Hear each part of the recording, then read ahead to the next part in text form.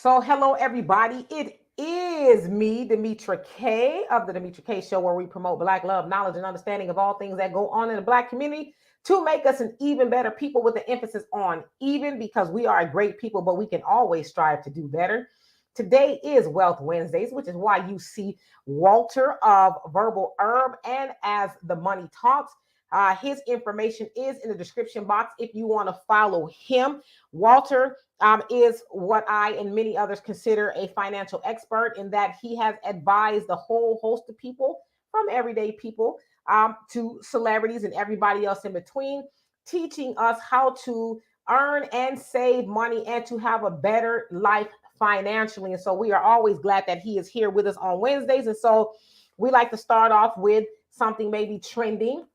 Actually, today's topic was Walter's idea about feminism and modern women. Are they destroying relationships and families? And so we're going to have that conversation, of course. Hello, Eli and Brother Reggie. Throw your financial questions in the comment section where Walter and I, but predominantly Walter, will answer those questions if we can. We also want to say that we do not hold any licenses or anything like that. So the things that we are saying is advice, but take it as you will. So I just want to put that disclaimer out there. So again, Walter, how are you doing today? I'm good. I feel enlightened. I'm lighter. That always helps. Even though you're kind of in the dark. I'm trying. I don't know what the hell is going on with my lighting in here. I got every light on. You know, I need my other light. I'll grab it at the break. But no, yeah, I'm on some darkness. That's okay. We can still see you. It's got that little shadowy type of, mysterious look. Oh yeah, I'm half and half. I'm conflicted. Right. You were half. I figured out what the problem is. I know what to do. All right, no worries. So anyway, it is the new year, and so of course we are, I guess, rejuvenated. I guess, I don't know, give or take. And so it's been about 2 weeks since Walter has been on here with us. I'm just trying to give people a little bit more time to come on here. So before we get started, so of course, if you're watching the replay, you can rewind past all of this until we get to the meat of what we are speaking of. Brother Reggie, how is your New Year's going so far? And Eli, how is your New Year's going so far? So I guess I will go ahead and get into it for the sake of time.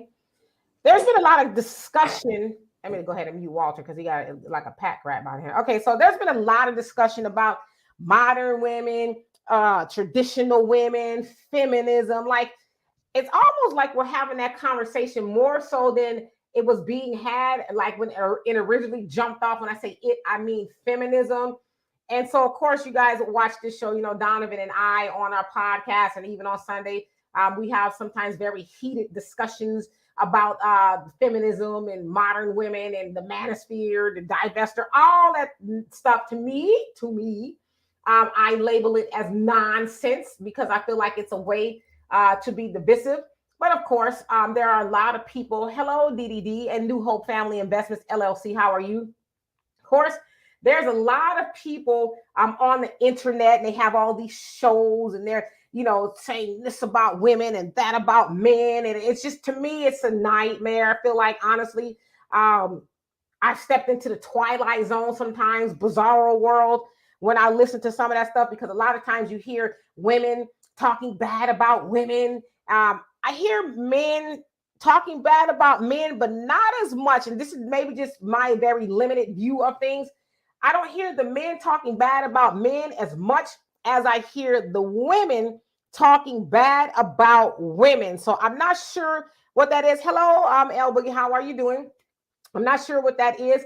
Some people like to call women like that pick-me's, and I don't necessarily like that term. But for the sake of definition, a pick-me, I guess, is described as a woman who says everything that men, or I guess, agree with everything that men are saying. So if a man is saying women are horrible creatures because they're selfish, and I'm just making that up, right? I'm sure somebody says that. Then that woman will say, yes, I agree with men. Women are horrible people because they are selfish. So that's kind of what a pick-me is, right? So I guess she's kind of going against the sisterhood of whatever the ideologies of the sisterhood is. Okay, so let me just break this down, because I feel like a lot of times when we have discussions about feminism and modern women and the manosphere and all that, we're just kind of like throwing these terms around without really defining them. And let's see here. It's my pleasure, New Hope. And DDD says, women are beautiful, especially Black women. You better believe it. Hello, Only Pamela's Way. All right. And so I kind of want to, just give a little bit of context to what feminism actually is, because I've been accused of being a feminist, and I vehemently am not a feminist. Okay. So let me just give y'all a little bit of terminology, if you will. So a Frenchman by the name of Charles Fourier in 1837 coined the term feminism. So I just want to let the record reflect, a man coined that term feminism. And by definition, it is in pursuit of equality for women and the liberation of women. Now, you got to remember, back in the 1800s and even before then, women weren't considered free per se. Now, if you want to bring it back to the United States, and even before that, even before the term, I guess, was coined feminism, a woman by the name of Mary Wollstonecraft, which is a weird last name, in like the 1700s, she wrote a book it says the validation of the rights of women. Okay, so now remember, there's several waves of feminism. The first wave took place in the 1900s, right? The early 1900s, with Susan B. Anthony and Carrie Craft, I think her name was, where they were in pursuit of voting rights for women, because back then women could not vote. And they also could not own property, among a whole host of other things. And in some cases, women were considered to be property, right? So then the 19th Amendment comes into play, which basically gives women the right to vote. Now, let's put a little bit of racial context into that.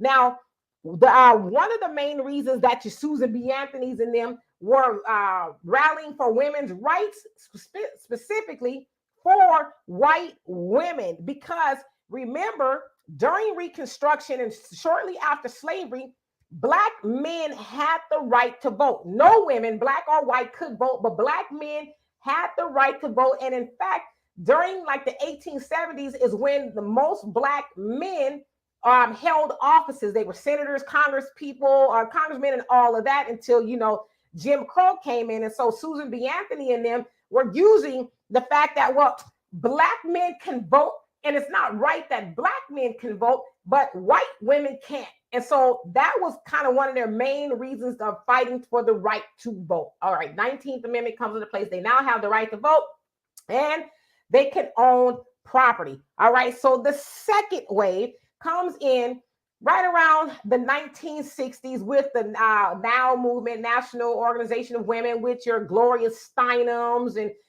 people like that were really in pursuit of liberating women, freeing women, I guess, from the household.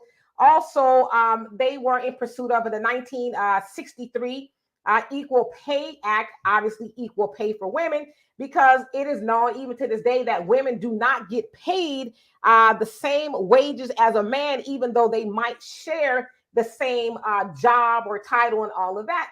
Then in 1972 comes the Gender Equality Act. So it was like the Equal Rights Amendment, and it basically addressed gender equality. Of course, they were fighting for reproductive rights. You guys know that eventually Roe v. Wade came into existence, which is kind of in question now due to the Supreme Court saying, well, we're going to kick it back to the states to decide if that particular act should be legal. But they fought for that in the 1960s and 70s. And a woman had the right to control her body pertaining to certain things and a baby, right? All right, so then there's actually a third wave, believe it or not.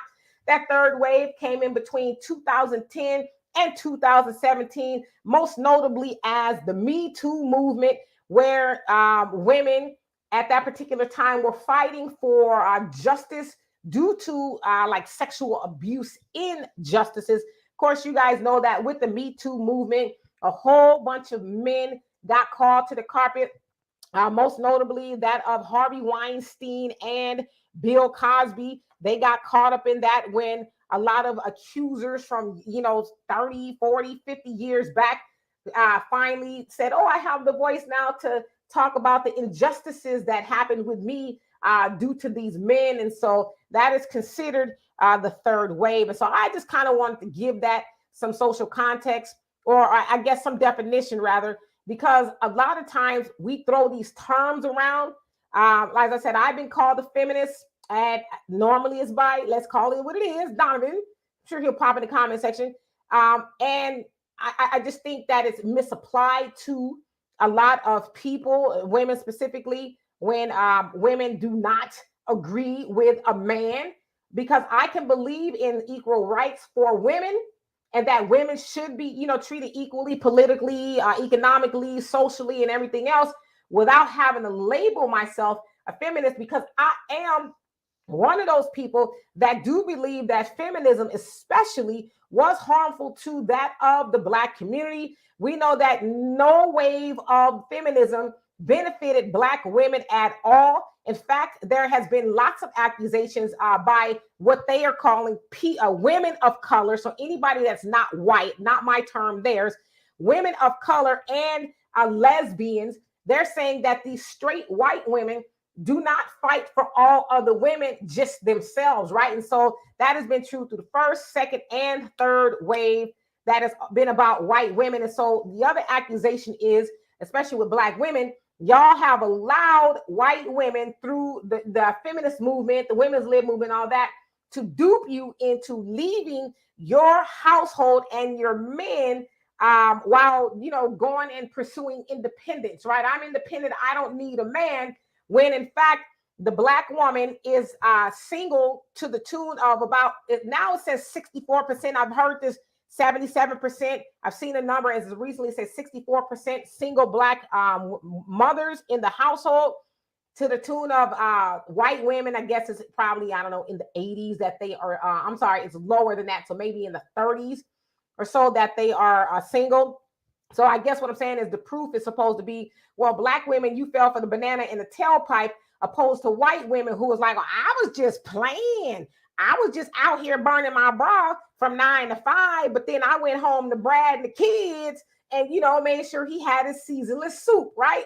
And then once she took care of her household, then she went back and played in the streets. But Black women took it seriously. This is what the accusation is. She left the home and the kids, and the Black community ain't been the same since. So I know that I've said a lot, but I just wanted to kind of give it some historical context so that we know exactly what feminism is and what it is being labeled as now. So I'm going to get to you guys' comments, but Walter, what say you? Well, it's crazy. I've been actually not looking for a lot of the stuff on it, but it just keeps popping up. Be it Candace Owens, the young lady Amala. I guess they both work for Prager University, so it's not a surprise they think the same. Andrew Tate. A lot of people. I don't know why it's popping up, or maybe it's just what's in the news. As far as being feminine and blah blah blah blah blah. And in my opinion, I'll just keep it short. I think it's true. Women are being duped into doing for themselves when they don't have to. When I'm around my woman, there's just certain things I like to do. And, and I notice sometimes she jumps into the masculine role. Like yesterday, I had to tell her, hey, back up. Move your ass to the side, get in your lane. That's my job. You don't need to be cleaning, moving shit, putting in the truck. Like, yo, get back in your lane, put on some heels, do your hair, and go be a woman. Like, get out the man lane. And I think a lot of women are getting stuck with this I can do for self. And a lot of women don't want to do that stuff for themselves. Why would you pick up a wrench when your man could do that? Women really, in my opinion, and it's not all women, but unfortunately it's the media, it's a few people narrating for everybody. Women used to have it easier. Now, like you said, so many women are single. I had a woman on my show, As the Money Talks. She's single, 50 years old, very attractive, but she out here struggling. bought into that women shit of I don't need a man, and now she's like, you know, Walter, I was stupid. I do need a man to make my life easier, to do his part. I'm not meant to pay all the bills, take care of all the kids, and do everything. You know, my pride and all that before has put me in a position where I'm in my 50s. And I'm like, I'm struggling. It ain't supposed to be this way. So, and I think that's really big in the minority community because, you know, we've always been taught that you don't need a man, but it's suicide. You take a man out the house, it is insanity. I mean, find a house that don't have a man in it and look at it. Not all houses are that way, but like, ain't nothing like. I remember my mama used to just, when we would do something, she would just say, you know what, your father, he'll be home soon, sometime tonight. And she didn't have to say nothing else. That's all. Or I'm sending you to the shop. It was doomsday. That was fear enough for me to do the right thing.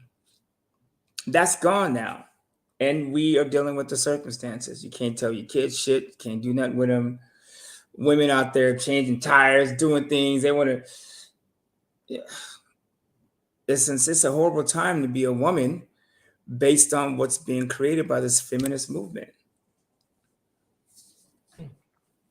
So hello to everybody that came on here. LS, you crazy. Talking about Donovan, you need to be on this. Well, I eat his lunch too. I'm just kidding. I don't want nobody to accuse me of being masculine. So yeah, I mean, I guess there's the allegation that feminists and modern women are destroying families and relationships. Now, a modern woman, I feel like I have to break this down too. Modern just means a new way of doing things, right? And so there's this dichotomy, if you will, between the traditional woman and the modern woman, right? The traditional woman is more desired because I guess she's more feminine and, you know, she knows her place and her role. And I'm doing that because, you know, I just feel like I need to. Her place and her role, opposed to the modern woman, I guess is kind of what you just described. I don't need a man. I got my own money, got my own house. I guess that's how they would, you know, got my own money, got my own house. I got my car. I got everything I need. I don't need a man. Right? I got some batteries. So what do I need a man for, right? And then also when I hear about modern women, I hear that she's masculine, right? She's masculine and, you know, she's acting, I guess, as a man would. I don't know if that's how she speaks or she behaves. Like you said, I know a lot of times people liken Black women to being masculine because of how we, and I say we in general, talk to our men, usurp his role as the man. I sit down, I got it. But perfect examples I can think of is the doorbell rings at 3:00 in the morning. And she's the first one that jumps out of bed. She jumps out of bed before the man, right? She jumps out of bed. I got it. Lay back down. I'm gonna go see who it is. And then, of course, you know, whoever's at the door is giving her all she can handle, and then she's like, "Help!" type of thing, right? But so when I hear the term modern woman, I think I'm a critical thinker. I wonder, is that all bad? Not the way I described, but is it bad to do to do something new, to do things in a different fashion? Because and I'm gonna throw this out here. This is kind of where I'm gonna ratchet it up a little bit. Not that I'm a ratchet, but ratchet it up, I can be sometimes. Ratchet up a little bit is I hear these men and some of these women, you know, that's all over the social media, saying, "Oh, well, women need to be traditional. You need a woman to be in the author said, you know, in her heels in the kitchen and taking care of the house and the kids and all this other stuff." But my thing is this: why y'all don't ever talk about traditional men? What's a traditional man, Demetra? A traditional man is one that went to work, brought home all the bacon so that traditional woman can fry it on up and take care of the family. But see, nowadays, and I had a term that was kind of dirty when I was speaking to somebody about it. But so I won't use it here. But it's like men nowadays want a traditional woman, but they want her to pay half of the bills. So you want a woman to do all the work, to allow you to give her all that 2 minutes every night, but you also want her to go to work. Y'all also want her to earn that money. Y'all also want her to pay, half the bills and everything else. And so, how can we argue for a traditional woman if we are not also arguing for a traditional man? Help me out, y'all. Walter was saying that I'm getting these comments section. First of all, I am a traditional man, so I don't relate to the untraditional man. I think the problem with, just go back to this, I have some notes. Women, they're watching other women fail. Like, for instance, there's a girl in my office where I used to work, and I'm gonna get to the 2 minutes too. And she's an attractive woman, long hair, she's an attractive woman. And I found out yesterday she went out and got like the big booty lift, breast implants. She already had D's. I'm like, damn, we see them. Like, she went out, face work. Then she was a really pretty woman, this attractive woman, right? I'm not, just being a man. She was attractive, right? Good looking girl. Did all this stuff to herself. And I'm like, damn, who was she doing it for? When we would hang out, I'd see her at work. Men would be on her. Her DM seemed like it was full all the time. She was always getting flowers and stuff. So I'm thinking, if all these men aren't good, like, what are we missing? It's obviously men are attracted to you. You're good looking, but you went and did all these things to yourself. And now none of those men, none of them want you. And then as far as a traditional man, I'm like this. Like, I believe as a man, you take care of home, right? So where I'm sitting, everything is taken care of. My woman, I expect her to come and help me participate. Especially if she makes money. And we don't have kids together, so her job is to take care of herself and back me up. So I want her to participate in helping us grow our wealth and ourselves while I take care of home. Because like she says, no matter if you alone or single, you got to take care of your house. This is one of her ways of getting out of paying the bills. But I'm like, okay, that's true.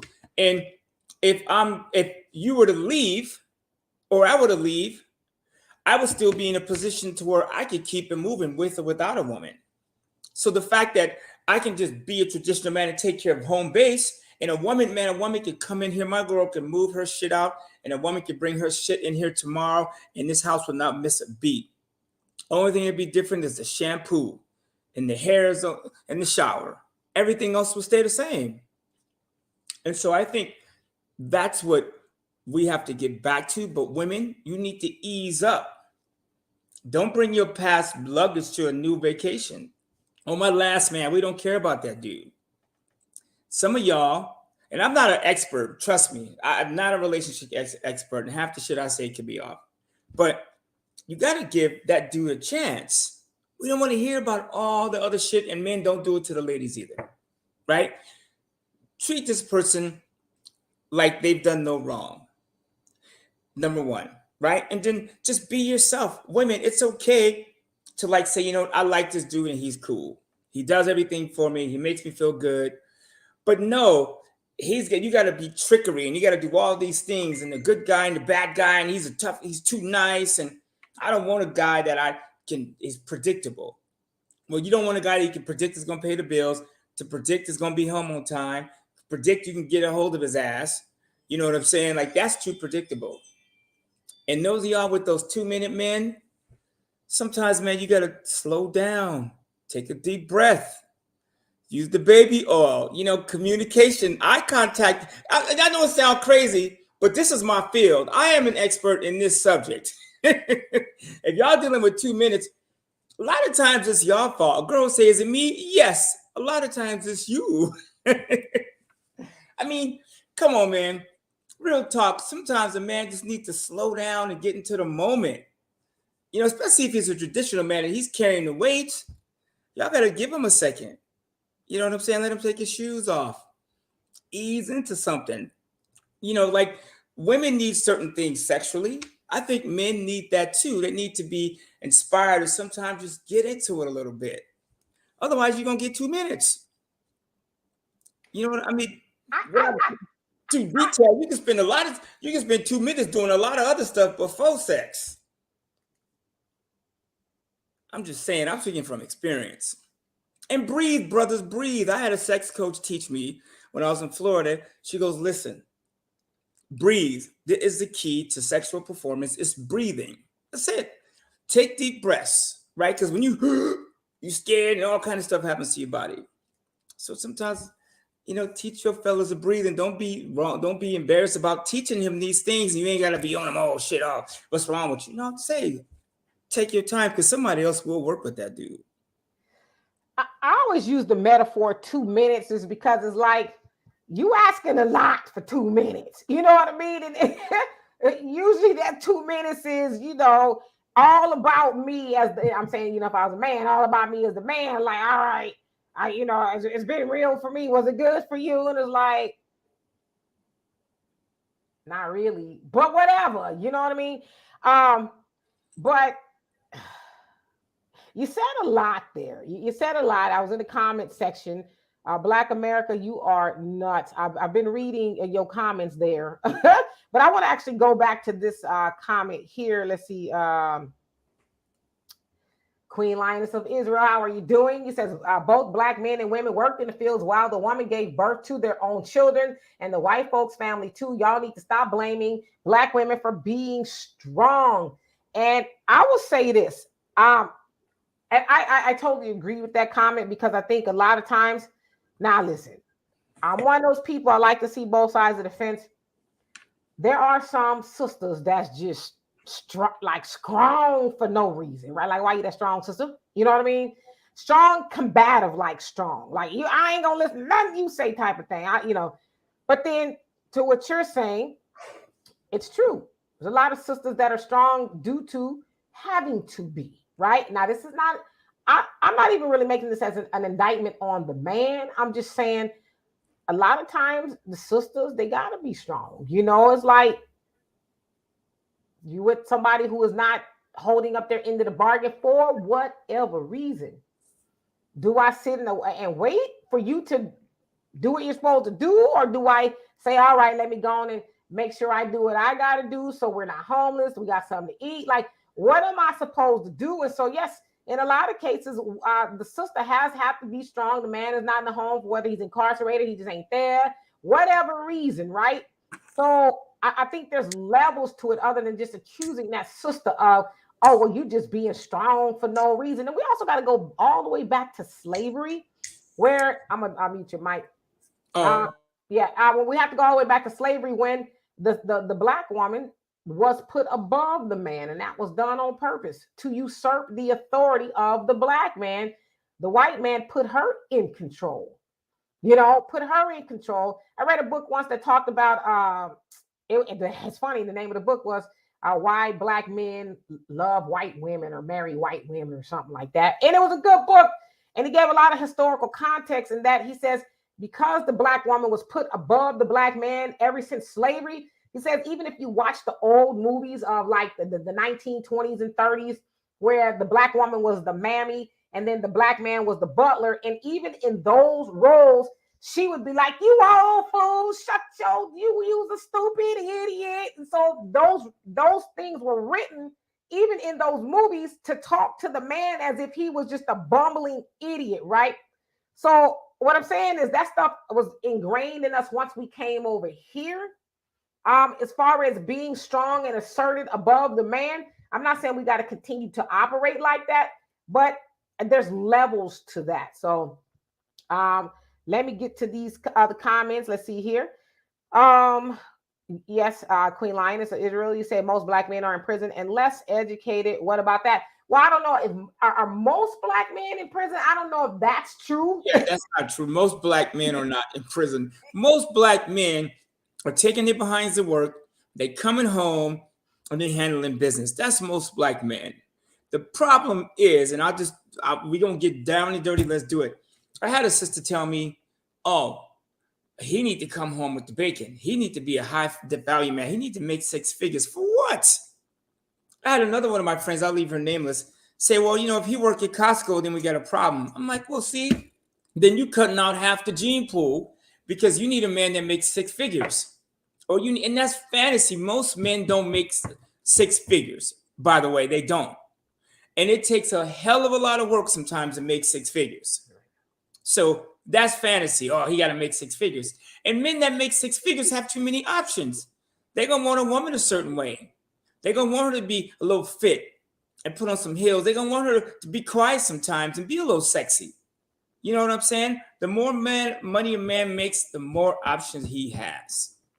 And a lot of times women don't want to deal with that, but then they don't want to deal with a dude that's making 50 grand.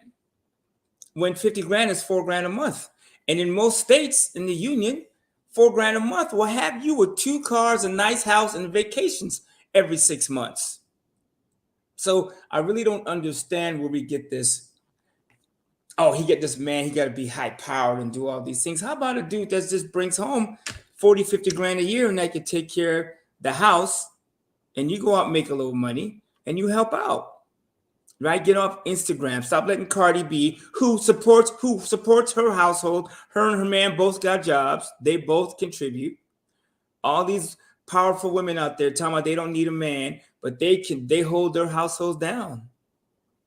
You know, I don't know what Offset makes. I'm assuming he does okay. But some tells me Cardi B make just as much. Yes, she does. Right? So, you know, like Candace Owen made a good point, and I know we don't agree with everything she says, but she goes, why is Cardi B Woman of the Year? And Black women, Latino women, whatever Cardi B is, depending on what time of the week it is, why do you deal with that? Where's the outrage? This is a woman that talked about she drugged dudes, stole from dudes.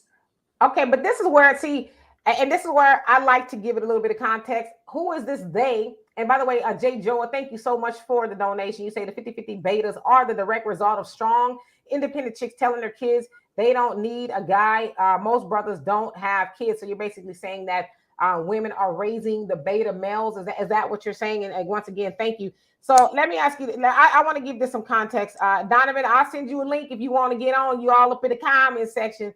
So they made Cardi B the Woman of the Year. Who is this they? The media, whoever controls the magazines, whoever put her on the cover of that magazine. Okay, but that does what for or to me as a Black woman? That they made her woman. It makes it worse. How? Well, because one, you have somebody on the cover. It's like, I'll flip it. Like when they put, and I don't know who they are, but the people, me with power, when they put Christian, what's her name? His name, her name, shit, I don't know. Bruce Jenner. Whatever. Okay, see, he's still Bruce Jenner. I don't care what you say. I'm trying to Caitlyn Jenner. When they put Caitlyn Jenner as, like, how is she Woman of the Year? She's not Woman of the Year. She just became a woman. And Cardi B talks about robbing and stealing and drugging dudes. And if your daughter said, I want to be like Cardi B, you would lose your mind. Where's the outrage in that? And women are being assassinated character-wise. I don't care if you look for a female artist right now, especially when it's an urban hip hop, look for one that you would want your daughter to be like. Like, name 2. There's probably one. So we have to, women, we need the outrage from that. You know, like, where is all the women protesting Cardi B's concert? Now, we know it's not Cardi B. She don't have that kind of power. It's just the powers that be. But where are the powerful women, but the ones that could be with a man? Like, I have trouble finding them on TV, social media.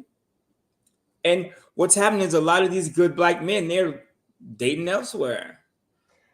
You see what Mama Deb said? Oh, no. The problem with Black men, we can't say shit.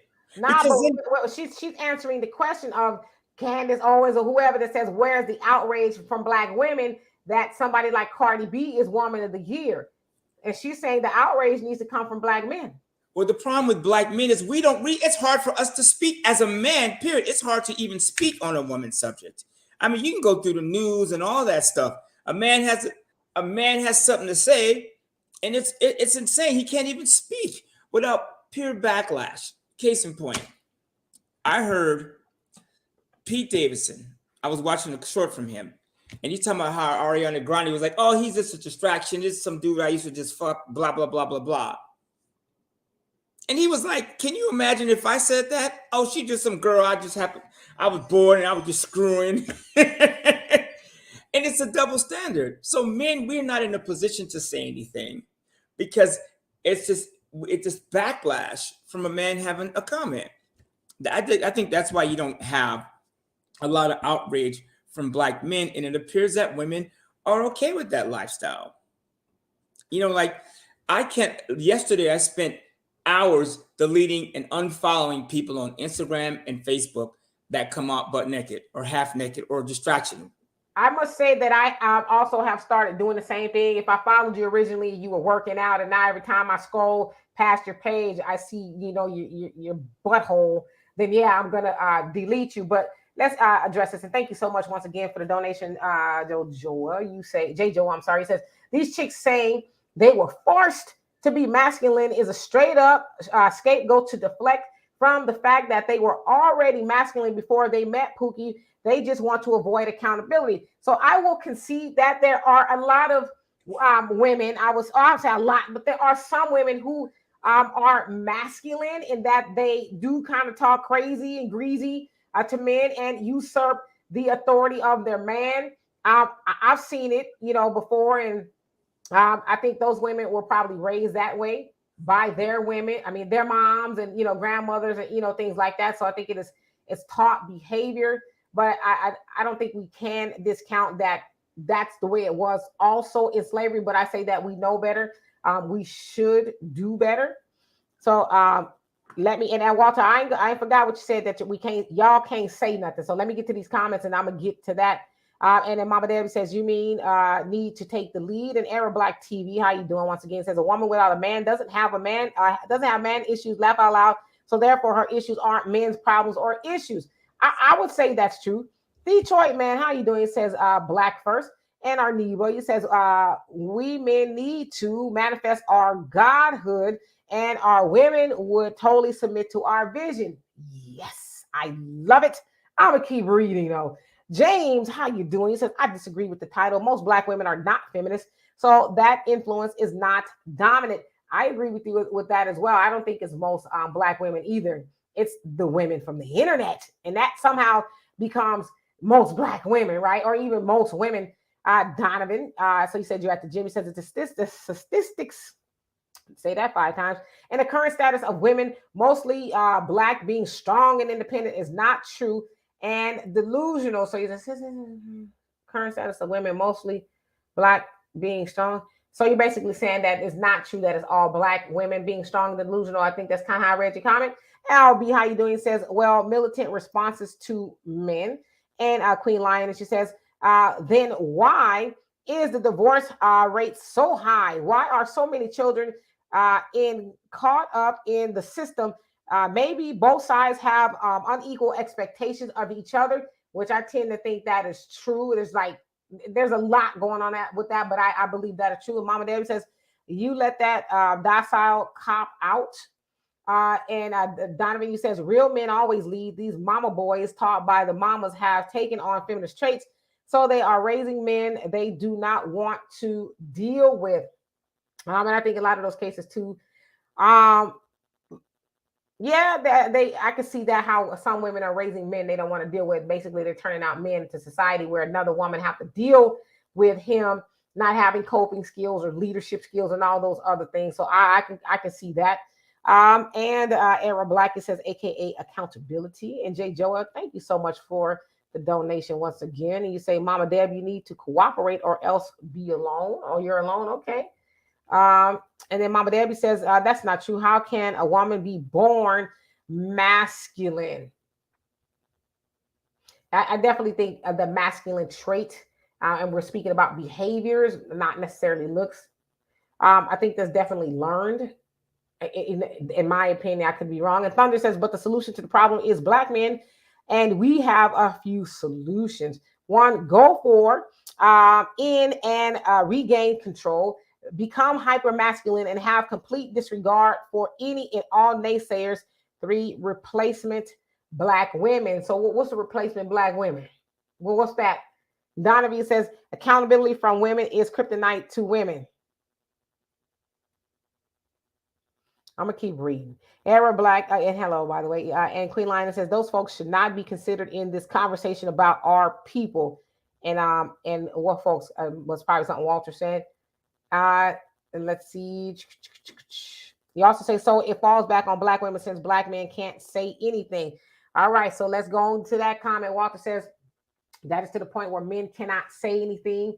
I guess without backlash from women. Is that what we were going with that? Um, I feel 100%. I feel like for me, because this is kind of how I roll. What are you saying? Because I know there's quite a few men. Well, I won't even put a number on it. There are some men that feel like because I'm a man, right? I'm right. And if you challenge me as a man, you want woman. If you challenge me as a man, then you're being combative. You are being masculine. Somehow, it's gotten confused that being feminine means that women are just. Oh no, I don't have anything ever in the world to say. Oh, I'm so weak. That's what I hear when I hear some men Well, describe. I think that's fantasy. That's Right. that's not most men don't. But Like go sit down. but the men that I hear and that I see, and again, this is some men I know personally, and a lot of it I guess would be on the internet. And I always say the internet is not real, and I have my own theory behind that. But when I hear that a woman should be feminine, I hear that she should not have a say so. Like sometimes I get accused of being masculine. It's like, am I being, because you can see I'm all woman, baby. But am I accused of being masculine because I have opinion and I have something of value to say? Does that so I ask that, and I never really get an explanation for it, because when I hear a feminine woman, I hear a woman that's just meek and she has nothing to say, and she's a glorified doormat, for a lack of better words. Let me give you a good example. So my buddy Rick, him and his wife Carol, I got to see them this weekend. Friend of my friend Jocelyn Teresa, who you know, and this is a strong black woman. She makes big money. Her stuff is together. But when her man steps on the scene, she is just left. That's my man. He got it. I'm clapping for him. He got it. Now, yeah, he's doing his part, but she brings a lot to the table. But when I see those two together, like she said to me, Walter, when my husband comes home, he likes heels. When I hear the garage door open, I keep my heels by the kitchen sink or by the front door. When he comes in, I put them on. He wants to see me in those, I put them on. There's certain thing he needs, and I do it for him. And I take away the excuses to where I don't have to battle with those other women. Even she's a strong black woman. She don't take no shit from nobody. But when I see her with her man, she just cool. Oh yeah, he got it. She just chill. And that's, I think, what we're looking for. Do you understand what I'm saying? And again, we don't have all the answers. But as a woman, I think you could be strong, but sometimes you just need to be quiet. Like me and my girlfriend, I'm rolling the parking lot. She goes, oh, there's a parking spot over there. I said, baby, I don't need your help parking. I don't need you to, I can park. If you wasn't in this car, I would park. So be quiet. I don't need you to help me park. I don't need half the shit you're talking about. I don't need to hear you nagging and complaining. I don't want to hear it. And I think a lot of women in the society have got, in this black, white, whatever, have got stuck in that. Just be quiet and lead your man when he needs to be led. See, men, we waste a lot of masculine energy arguing with women over stuff we don't need to even be talking about. Like, hey, baby, are the lights on? Yes. Is everything working in the house? The mortgage, everything paid? Cool. How did I do last night? Did I perform? Cool. How was dinner last night? How do I treat you? Those are the things we should be talking about. We argue about too many small things.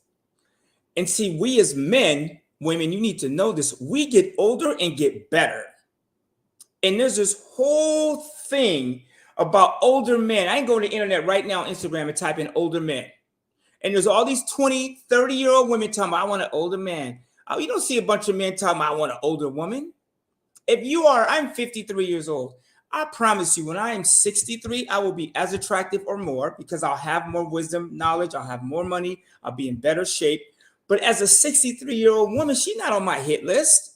I'm not chasing that at 63. So I think women, if I'm a woman, I'm like, okay, what do I need to do to like get a man, keep a man, right? Like I need to be strong, but let him, if he's going to take care of stuff, let him do it. But I'm going to save, I'm going to stack my money in case he act a fool. And when he get paid, hey, honey, I'm going to take a little bit of that money and save it in case you act a fool fund. You can do all that stuff. And I'm not saying women don't talk. I'm just saying sometimes when your man is leading, let him lead. I see it all the time. Women cussing their man out. Oh, you shut your ass up. What you talking about? I'm like, damn, I know he got a woman on the side. So again, it's not gospel. I don't know all the rules. I'm just speaking from experience. Because men, we're trying to figure it out too. But my definition of a man is one that will take care of home, fight to take care of business. And I don't mean the woman cooks and cleans. My sister will tell you, I do most of the cooking in my house. And I do most of the cleaning in my house. My girlfriend is not, she's clean, but she is not meticulous. Like, look at this house behind me. If she was here to be shit on the couch, a coat wrapped around the speaker, she don't see it like that. Where I'm like, oh, hell to the no. I can't deal with clutter. So it don't mean, she's not feminine. It just means I can still do things, but there's things I need her to do. Like if I need her help. But I don't need to comment on parking. Let me address this. LS, you say men lead, women are to follow. If the man is leading in the right direction, what's the problem, ladies? Well, I'm one of those that always say, I don't have a problem in the world with a man leading me. I always say it'd be my pleasure to be led by a man. However, because there's this however, where are you leading me to? You know what I'm saying? Like, I believe that the man is the head of the household, whether I'm making more money or he's making less money or we both work. I still believe the man is the head of the household. However, where you lead me, baby? Where are we going? Like, what direction are we going in? So let's say, for example, I'm not saying he's a bad man, right? Because I don't think we should equate not having good leadership skills to a bad man. But let's say maybe the direction he is leading us is not, like logically, not emotionally, but logically not a good direction. At what point do I get to say something? And how do I get to, like, do I get to say so? Yes, you do. And it goes like this. Hey, baby, I see you really trying and I understand what you're trying to do, but let me see if I can help us. Based on my research, I think we should do it this way. And here's what it looks like if we do. You can get a lot with honey, but our emotions get, oh, no, that ain't right. You can't do it that way. And so it turns into an argument. And so that is a lot of the problem. Sometimes you just have to come about it differently. And I know women these days aren't taught that, right? And Black women, white women, Mexican, I don't know, like I don't have a statistic on who does what. In my opinion, I see all women making the same mistake, right? I just heard this comedian, Bill Barr, he's pretty funny white dude. He's talking about white women doing it too, trying to hop on the I'm struggling bandwagon and all that. All women are getting sucked into this madness hole. When if you want your man to do something, there's a way to do it. Heels being one of them. Heels, hair done, perfume. I tell you, ladies, it's hard to go wrong. And women, you forgot about the Queen of Sheba and the Cleopatras and all the women of the movies. You see these women, if they want their way with the man, I promise you, my girlfriend walking in her heels with her hair done and say, hey, baby, I need this. I'm like, podcast over. But I can't say I respond to sexual energy because that makes me, I don't know, this new age dude that just wants women for sex, I guess. When really the answer most of the time is yes, I need a woman, but if I'm not attracted to her physically, I'll kick it with my homeboys. I'll tell you the truth, man. If my one wasn't the opposite sex and there weren't things I can get from her physically, I have my homeboys in here most of the time, right? And women, you need to understand that. Let men be men. That's it. And yeah, men, you need to apologize when you make a mistake. I mean, we've got, remember the old baby, please, I'm sorry. Like, I know you want to leave me. The women make him a soft man. Oh, he's soft. He's insecure. Oh, he's sensitive. We forgot about Rap Trust Font, and I need a man with sensitivity. And y'all got to just let men be men. Like, I get this chat from this group I signed up on Facebook, I don't know why, about how to date the modern woman, modern flirting. Like, when a woman says this, here's what she really means. Or if a woman, here's 10 ways to tell if a woman likes you. My God. Like, seriously? Can't you be like, hey, Walter, I like you. I see you work hard. I see you suited up. I see how you treat the other women around you. I like you. I can respond to that. But all that other shit, I got to guess what you need and what you want. Or like one of my homegirls is like, oh, like, I like a man to keep me in suspense. I said, so you want to guess where he's at midnight? Or if you want to guess if he's coming home, that's the shit that keeps you excited. You need to find a hobby. That would be insane to me, but it seems like that's what women want if you follow the news, media, and internet. And women don't apologize. I ain't never heard a woman apologize. All right, so this is I'm low key wanting to do this because LS, you say phone lines would be great for this. What I can do is I'm going it over in my mind. I can drop a link to the chat. To this in the chat. If you want to come on, click the link and speak your piece. However, if you come on, I know you guys aren't going to be disrespectful, but for social media purposes, YouTube, Facebook, and Twitter, there's certain things you can and cannot say, and we got to kind of be on our best behavior, but speak your mind. So I will put a link in the description, in the comment section, and you could click on it. If you want to come on, give you 2 minutes or so to speak your piece, and then we'll go from that. Y'all want to do that? Yeah, put a link in there. 2 minutes, not like your sex life, but like a real 2 minutes. Yeah, not that rolling the hay 2 minutes. Okay, I'm gonna put it up right now. So I'll have to go ahead. I'm gonna put this link up. Yeah, and if y'all have struggles with 2 minutes, seriously, like DM me, not because I want to help you physically with the 2 minutes, but I can give you, man, some tricks, some stuff that I was taught by my sex coach years ago, and I'll give it to you for free.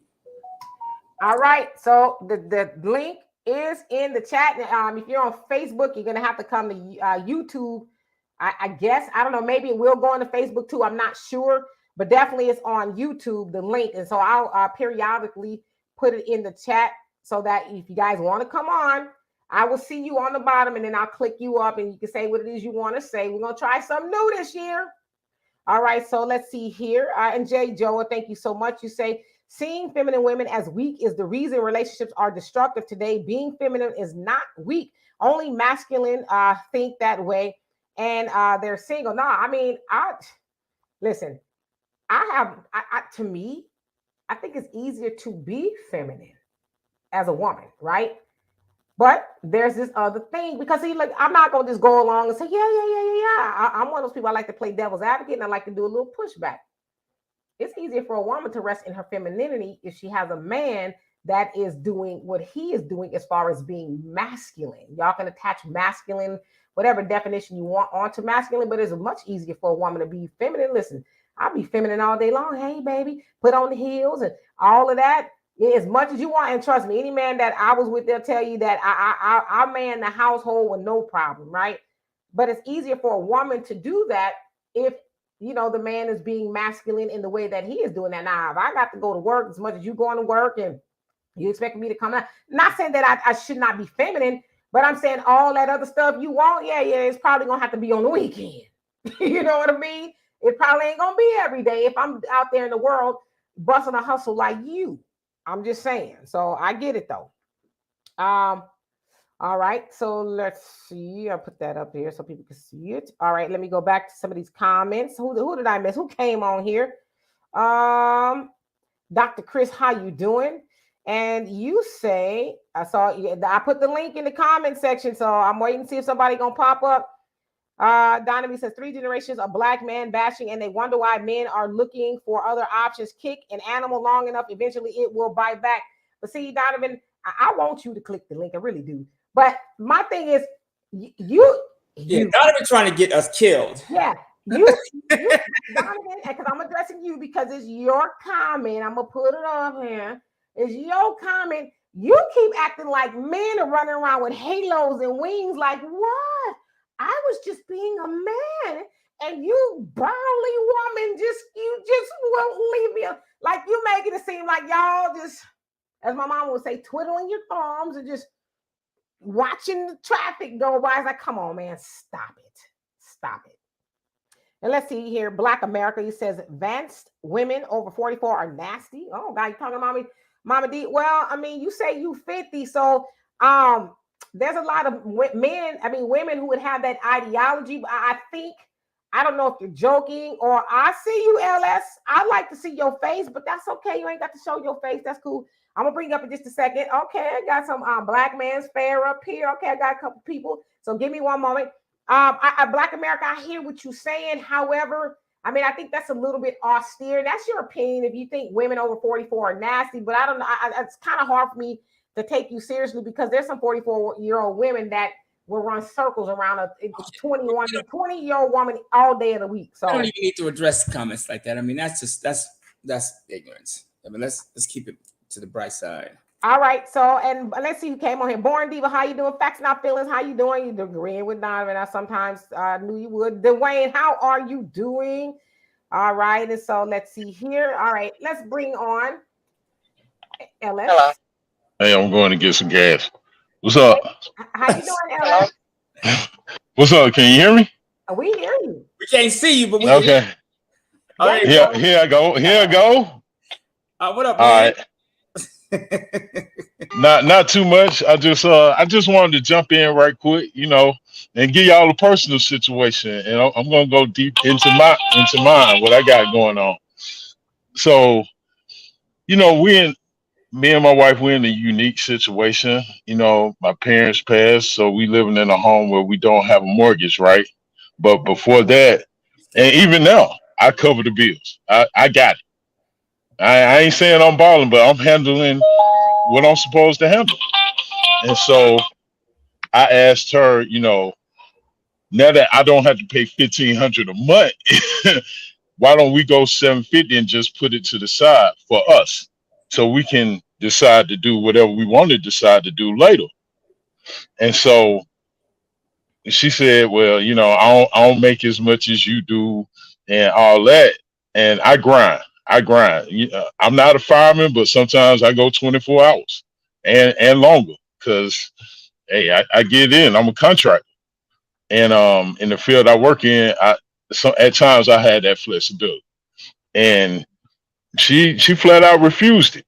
And I get she doesn't make as much, but when you follow your man, the Lord will bless you for that. And he may have made a way where she could get that and still have more and be able to do what I wanted to do. So it's not a personal thing. It's not like we're getting divorced or anything. I'm just saying that men lead, women are to follow, and it's not an insult. And when I said right direction, that was the point. If he going in the wrong direction, then woman, man, either or have every right to buck. But if he not leading you in the wrong direction, women have to, for lack of a better term, swallow their pride. Not that men aren't in situations where they may need to, but I do have to agree with Walter, right? Walter. Mhm. Yeah, yeah. I haven't heard one apologize either. Oh shoot, I don't have a problem apologizing. Yeah, All right, well, but mhm. it's all love, you know. We ain't walking away from the sisters, but sisters, don't fall for the tricks out here. Because real quick, one other situation I got. I hope I got 30 seconds. Me and the wife took our family out with, to bowling, and I don't really celebrate Christmas. I just give my family money. I just break them off, right, and buy what you want. And we went to the bowling alley, and the guy was talking to my wife about, well, what do y'all want to do? And he probably had some sugar in his tank. We just gonna put it like that. But he would never address me, and I'm not gonna get emotional and do the woman thing and why you ain't talking to me and this that. No, we ain't doing that because I'm not gonna be pulled into that. But I do recognize that he was playing me to the left. And that's what society has done to black men, now all men, in general, in the past, and they doing it now. They straight up doing it now. I gave a personal example. I'm sure people in the chat, anybody who ever hears this, can give you more of an example. But that's my 2 minutes. All right, Yeah, all right. my brother, why you on here? You made a good point. You guys don't have a mortgage and all that stuff. You and your wife working. Man, listen, stack every dime you can. Like, because I am. I mean, if you don't have a house note, you and your woman can work and stack money, build your credit at all costs, and then you can start. Because that's what other cultures do. Is you see, like, and my girlfriend's Filipino, so say what you want to say. But man, they parents do not want them to leave the house. I have Asian neighbors, Mexican neighbors, they got 20 people over there. They don't, she's like, I don't want him to leave. I want him to stack his money so he can save up for real estate. So that's a good way to go about it, man. I would, my parents were alive today, my father's alive, but if I could live with them and bring my family in their house and we could all stack money, I would do it to this day. I did. I told them, I expressed that, and uh, we got things to work on. Just I had a vision. I could tell you another situation with my sisters, and you wouldn't even believe it, Walter. You either, Demetra, y'all would not believe it. You'd be stunned. Well, let's save that for another day. So, who is I it? mean, you'd be flat out. Yeah, we're gonna save it for the next. All right. So, Love y'all. love you too. Bye bye. All right, see you. Bye. Back in the chat. I'm going back in the chat. All right. Black man's fair. Black man is fair. How are you doing? Good. How are you, Demetra? I'm fabulous. What's on your mind? Nothing. Just into the conversations and things you're talking about, and femininity and about women's femininity, and I think it's a lot about environment. You know, how a woman is raised, what she comes from, stemming from the home on out into how she projects on, into the world based on her character. And I believe over time, or men that she deals with, she can, go certain ways. And so this is why marriage and things like this, these institutes are very important.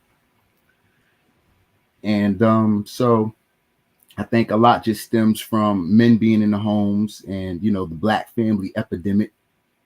And I think women can bring a lot of chaos onto themselves, not having the covering and protection of a man.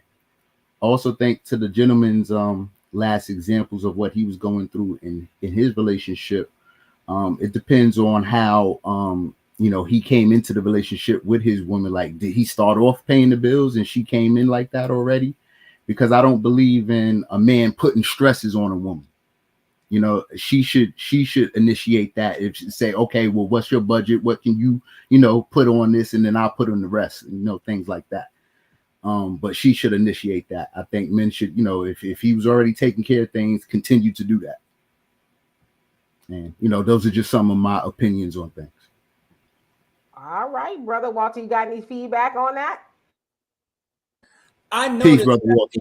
the content is consistent. When the brothers come on here, the comments are consistent. It's the same comment from every brother that has the balls and nuts to step on, click the link, and voice his opinion. It's the same comment. And if I do a dinner once a month with my boys from school, high school, and it's getting bigger, the group, and we all get up in here, we all say the same. It's the same thing, and we got to do it in secret, like keep it quiet for the hills. You know what I'm saying? Like the man should lead. Like when my boys, his wife was blowing him up, like called 20 times. I said, dude, tell her to shut up, back up. This is a gentleman's dinner. This is no women allowed in the chat. I said it's men only.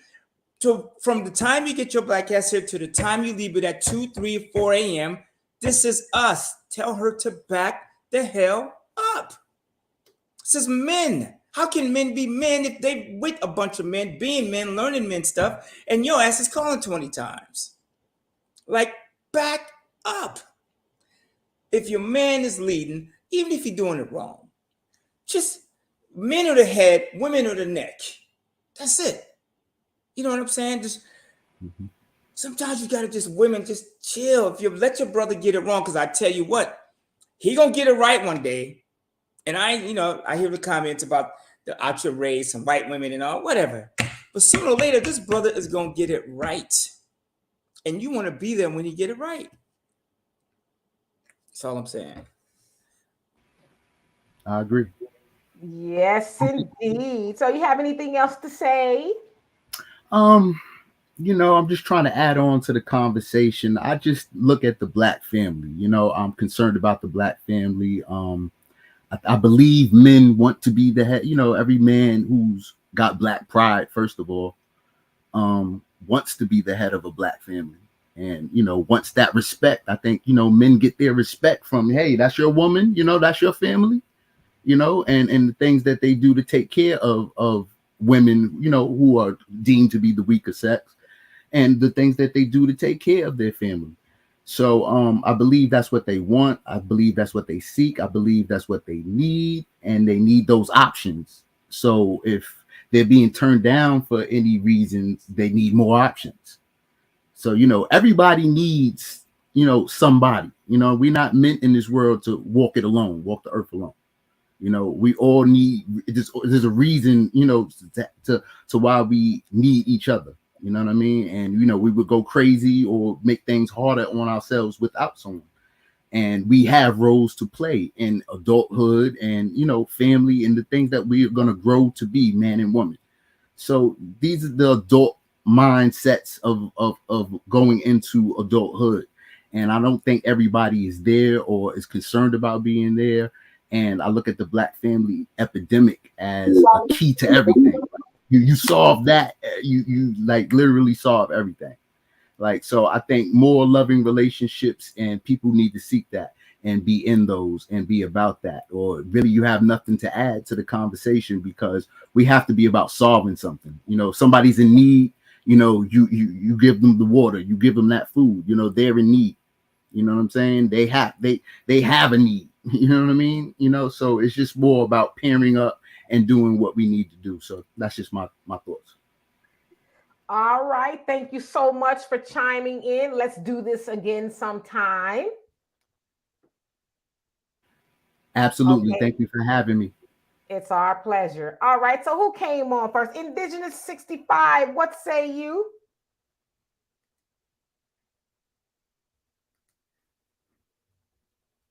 Let me see. Indigenous, you there? Is that me? Yes, that is you, Indigenous 65. How you doing? Oh, okay.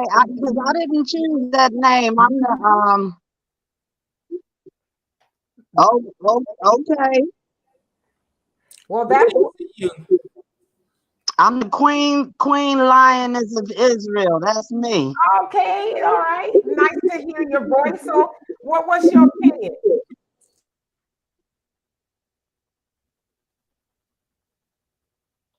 You there? Well, my opinion is that our people are we got a 400-year history.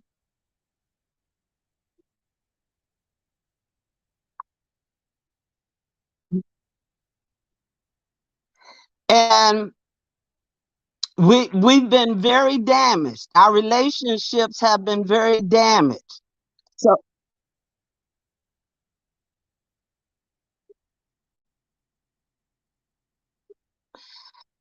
and we got to do some different stuff, some new stuff to heal so that we can come together.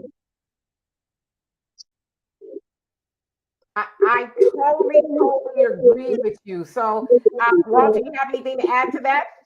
Yeah, give us an idea of what the new stuff is. What's Well, stuff? the first thing is we have to listen to each.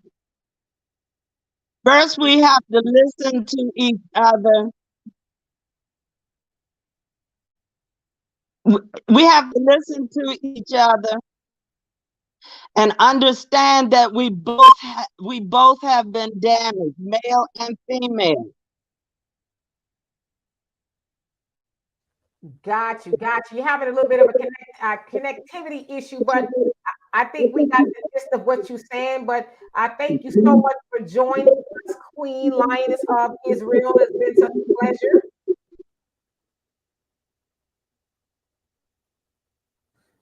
Her internet. Thank you. You're welcome. Bye-bye. Yeah.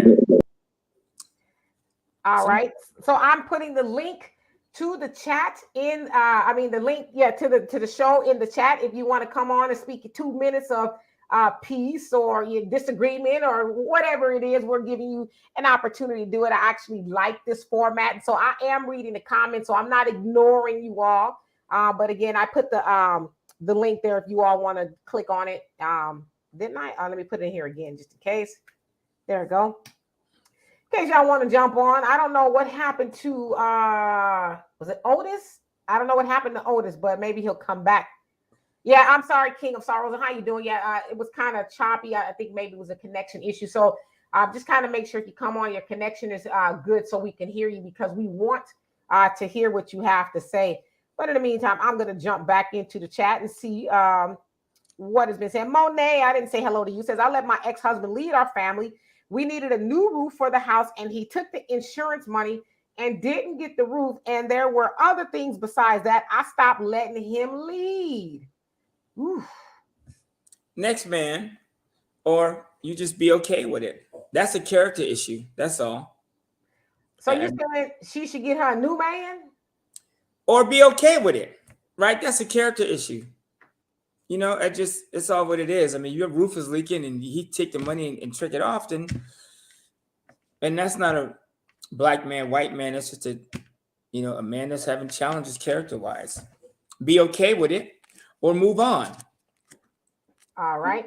Demetri, how are you?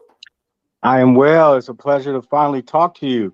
Yes, indeed. And like my namesake, Demetri and Demetra. Actually, I didn't notice that. That's right. Yes. So what's on your mind? Well, I think just to add something a little new to the conversation, I'm also New Hope Family Investments. And the name of my company kind of speaks about what I'm about. So I have a college degree.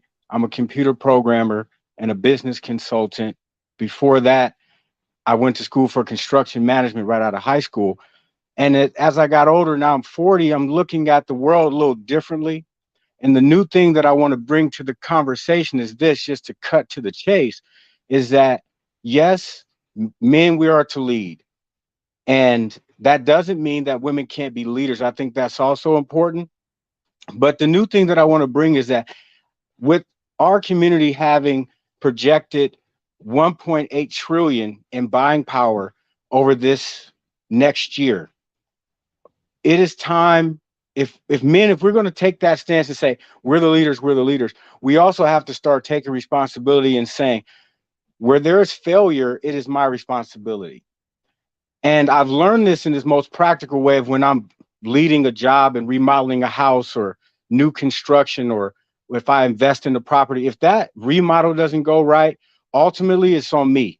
It's my insurance, it's my dime, it's my credit. I'm responsible for it. And if I teach someone on that site to do something and they do it incorrectly, ultimately that's on me. These are things I've learned through years of experience of working in the union, then working for private companies, and then finally working for myself. And so that same rule applies for the highest level of what that leadership needs to look like. We kind of saw this with Kyrie, right? Is that he does something that they disagree with. I feel like he didn't do anything, but they can feel like he did everything. So they can destroy this man's whole life because so much of our economy is based on them leading us somewhere. And that's where I'm coming and saying it's time for our men to step up, write the books, create the plans, create the businesses, create the structures so that we can have strong men going out into the community that can actually provide so that women can be in their feminine. But I also, as you read one of my comments, you were pointing at one of them, I do believe that a woman can have that business and have that career if she so chooses. And that's actually biblical according to Proverbs 31. So my point is that just like there are things that women have to do, I think ultimately as men, we have to step into that leadership role and create that example, because the hardest thing I think, and this is something I tell my nieces and the young women that when I mentor in nonprofit organizations, is that the hard thing for women to accept is that you will be following a man. And that's hard to accept. And even men, we are following some man somewhere. You're going to be following the leader of some company who is more than likely going to be a man, doesn't have to be, but more than likely it is. So when I tell my nieces, you got to be careful on this TikTok because you don't understand that there is a Chinese government official behind that somewhere that you don't see and understand what he's trying to do to destroy the American economy. So what you see as social media is actually somebody else's ploy to destroy America and use you to do it. And whether it's Facebook or whether it's YouTube, as a programmer, I often tell people there's really no such thing as social media. That is just something that they offer you really as a ploy to get your metadata, to get your personal information so that they can advertise to you. These are glorified advertising companies. And so there's some man, we can look at these companies and we can find there's some man sitting behind there, and our children are spending 20 hours a day on these apps. And yet China banned TikTok in their own country that they created. And why? Because they saw that it was distracting the young people from their education, from the development of their own society. And with that, I digress. But I just wanted to say, as men, we must start to create the blueprint for our communities and create opportunities for men to step into leadership so that women can take the roles that we say, that we espouse they should take. And with that, I appreciate all the work you do. You're amazing. And brother, forgive me because I forgot your name, but I really appreciated the things that you were saying. And we need to be having these conversations because it does start at the conversation. Yes, indeed, Demetra. Thank you so much for coming on. And that is Walter. Walter. Thank you, Walter. So thank you so much for all your insight. I see a lot of people agreeing with you. Facts, not feelings. You don't like nobody talking about China, but it's all good. So please, let's do this again. We'll be dropping the link more often to give everybody an opportunity to voice their opinion, opposed to having to type all that in the chat. Thank you. Have a wonderful day. You too. Bye-bye. Yes. I like this. Okay. So I'm putting the link in the chat if y'all want to come on and, just speak your piece for a moment or two. Let me jump back into the comment section. Mike C, how are you doing? He says Trump wanted TikTok banned. Yes, and what he was saying is true. The China, they do have TikTok, but their TikTok is different for their children that are using it. Their children are learning about educational things. So their algorithms are different, but over here, the algorithms are a little bit on the silly side. I mean, it's not geared toward education and evolving. It's kind of to keep people sedated, if you will, and being entertained and being distracted. So That has been proven. Facts, not feelings. Come on, facts, not feelings. Tap the link. I'd love to hear from you. All right. And so, William, you say woman is white. She is very alone. Why? She never asked men. I don't know what that means. Kiki, how you doing? He says, wow, well said, sir. Uh, and LS, she says, sis gave voice to the third co-host. Bravo. Yes, we should have been doing this. But you know what? It's New Year. We're going to do things new. So it is my pleasure. And DDD, you say, ask yourself, folks, how did Barry White write and sing the songs he did? He had it figured out. Or did he? I know his wife was named Glodine. Glodine, she was part of Love Unlimited. That was the group of, the women group. I actually was really good friends with the husband of one of the singers in Love Unlimited. So that's kind of how I know a little bit about it. And let's see here. Facts Not Feelings says white supremacist guys in the U.S. are destroying the U.S. Is that what you're saying? And let's see here. Notorious Hebrew, how you doing? And say women don't have a problem following a capable man. Problem is the majority is irresponsible and incapable of leading. We're not following you off the cliff to soothe an ego. I'm just keep on reading. ASH, how you doing? Says very well said, Dimitri. Yes, indeed. And Arab Black TV says, if it's about family, it's long term. If it's just about sex or one night, it's not about getting along and long term. I totally agree. There's some people out there that just wants to, roll around in a hay and they're not interested in building. They just want to, get instant gratification, right? And that's their thing, but don't do that under the premise of, oh, I'm trying to be with you when you really not, right? And then William, you say Barry White addicted to a love song. Facts Not Feeling says China is right to restrict social media. Yeah, but what Demetra was saying, they're not restricting it over here, though. They're kind of just, it's like a free-for-all, and your children are watching everything. And Albie says, because they are intentional about their people, and that is true. They because they understand how detrimental social media actually is. So yeah, of course they guard that. And Queen Lioness of Israel, you say, I understand. Oh, so you're talking about Born Diva. I don't read the responses.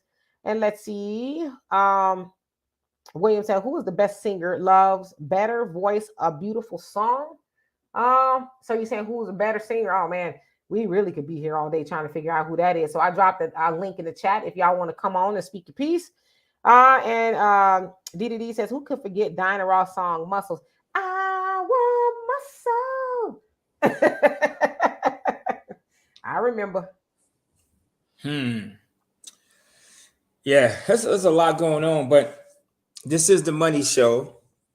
So we probably should spend just a couple minutes talking about money. And I think one thing we as a people, since we're talking about us, is especially as a woman, your job is to get your man to do the right things, like financially. You need to be pushing your men to save, to acquire. The name of the game is acquisition, to acquire, so you can have freedom. You can, like you guys, just like I said to somebody, a person that goes to work and doesn't save money is just wasting their time. Because if you at work and you're not acquiring, you're not putting money, you're not making moves, what's the point? You're going to eat no matter what. You're going to sleep somewhere no matter what. Think about it. If you spent your life not saving, and just think about all the money you've wasted. What if you'd have saved even $1 a day? Now, if you haven't done that, you can start right now. I'm telling you, it's getting easier and easier because a lot of the world is becoming minimalist. You see people are like letting certain things go. I hear a lot of people saying, I don't need a second car. There's things you could do to start stacking money away. And the sooner you start, the better. Like the brother that was on who lives with his family, and like they should be stacking. And women, let your man stack. I hate it. And I've had to cut several women off, even as friends. Oh, well, I got to have, like, next, get the hell out of here. Like, the goal is to acquire. Even if you have, I told a friend of mine, we were joking. I go, you know what? I got a piece of property out here in California. If shit hits the fan, I could get a little RV and go live on it. And I know it sounds funny, but that gives me peace of mind. I can sell my Audi and buy a RV and go live out there and hook up to my water, and electricity. I mean, that's out there. But like, wouldn't it be nice to have options? That's what we need. That's where I think a lot of the conversation should be going. Me and my woman, you and your woman, man, you guys talking about, hey, how can we build our wealth? Right? Our credit score is 620. How do we get it to 680 and 720? That's what you should be doing with a lot of your time. And like I said, the only reason me and my woman is still together, and I'll just be transparent, is because we spend a lot of time talking about that stuff. How can we make our life safer? And she even said it. Because one day we broke up and it was horrible. I was like, I don't want to see you. She was like, kiss my ass. I hate you. If I showed you the messages she sent me, you would be like, damn, she cold. She goes to me, but we own all this shit together. And I started busting up because I was thinking the same thing. Right? So to me, owning real estate and investments together is stronger than marriage by far, because you'll leave your wife in a heartbeat, as it appears 60% of the time. But you ain't gonna walk away from your property. Even if you share a car together. See, I'm smart with mine. My girlfriend makes 6 figures. I'm like, we're gonna pitch in for these cars, this Range Rover together. And it makes our life easier because we know that we're focusing on something. The arguments and all the stuff, that's gonna come and go. And if I leave her and get with somebody else, it's gonna be the same. I'm gonna have the same drama, because women are women and men are men. We think differently, right? Men, we come home, most of us want to make love to a woman and do certain things. He's like, I'm tired, I gotta do this, I gotta do that. And so it's tough. So this year I told my girl, you know what? I'm gonna take care of the money. I'm gonna take your job and I'm gonna work that job. So you don't have to bring in the money. Any money you bring in is for security and wealth building, but no, I got it. So I don't want to hear, like, if you go to work, you're going to work on your own accord. That's optional. So like, if I'm like, hey, Barry White is singing, baby, and the baby oil and the lotion is warm and you got to go to work, that's your fault, because I made it clear I got it. Right? People, when I talk about baby oil and the lotion, people always look crazy, but that makes the world go round.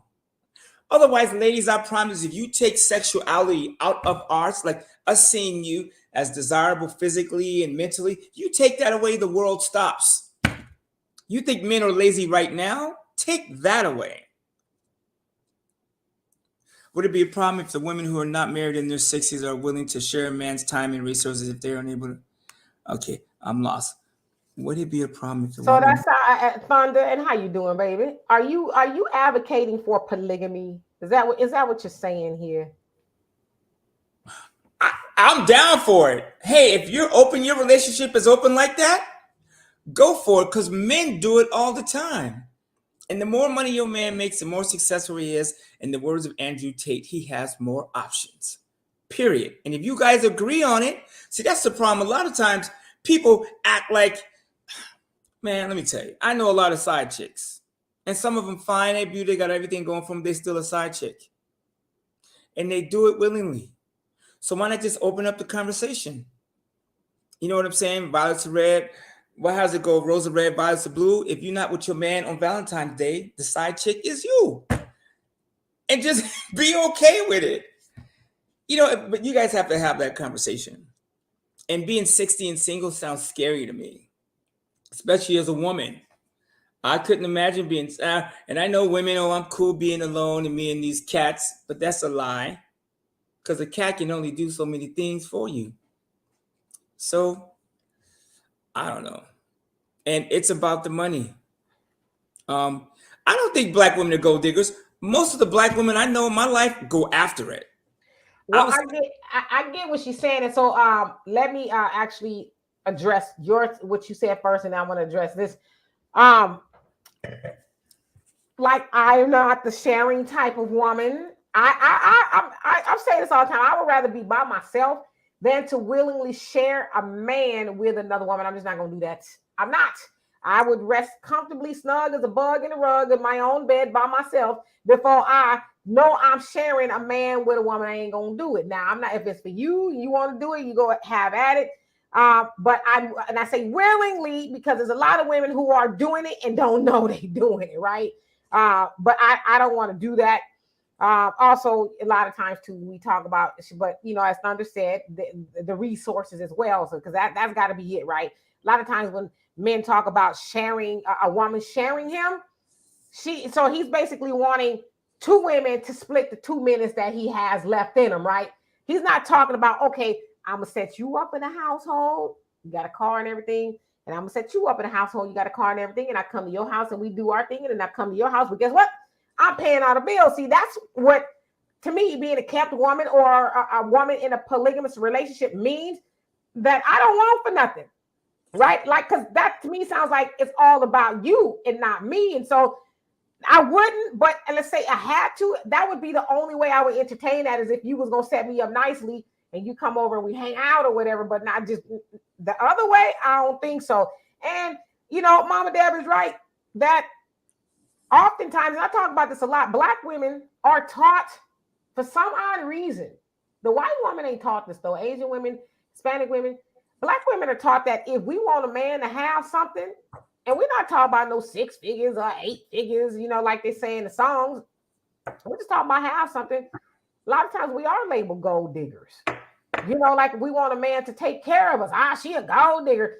But the other women ain't taught that. That's like a given. You know what I mean? You need to, the men are told, hey, you need to be able to take care of my daughter. You need to be able to take care of my daughter like I take care of my daughter. Because I even heard the conversation about, men, y'all need to stop raising your daughters to expect the same things from men that you do for them. That's not how it's gonna be. And it's like, a woman can't expect nothing from y'all without being called a gold digger. So I get that. I've heard that before, and I'm an advocate about speaking out against Black women feeling shame for wanting her man to have something. You know what I mean?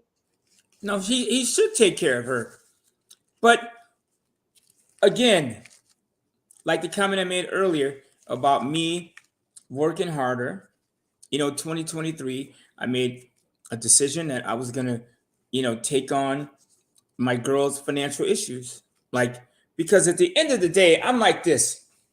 I want my woman where I need her to be. If I want her in heels and panties at 8 a.m., I don't want her having to sit in traffic and think about that stuff. And at the end of the day, why in the hell am I with her anyways?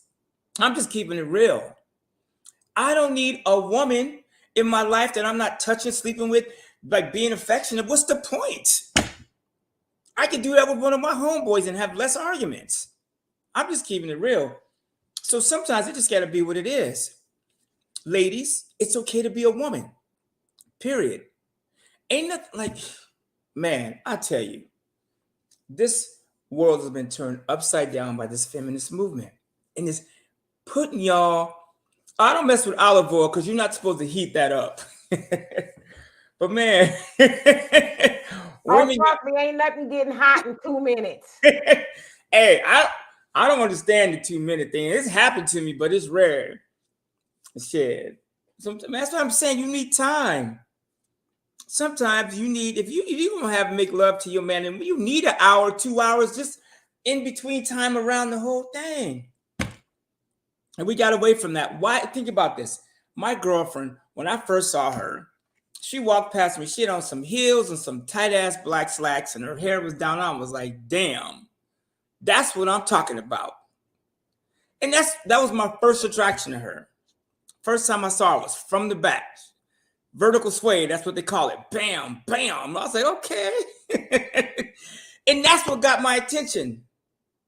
Not the dude in the suit that's all fly. Not, no, it was the cute chick walking around in the tight heels and black slacks. So, like, if that's what got me to you, why can't we continue that? And she said to me straight up, I saw you on stage, you was leading, you had everybody riled up, and you was a man with the plan, and so that's what attracted me to you.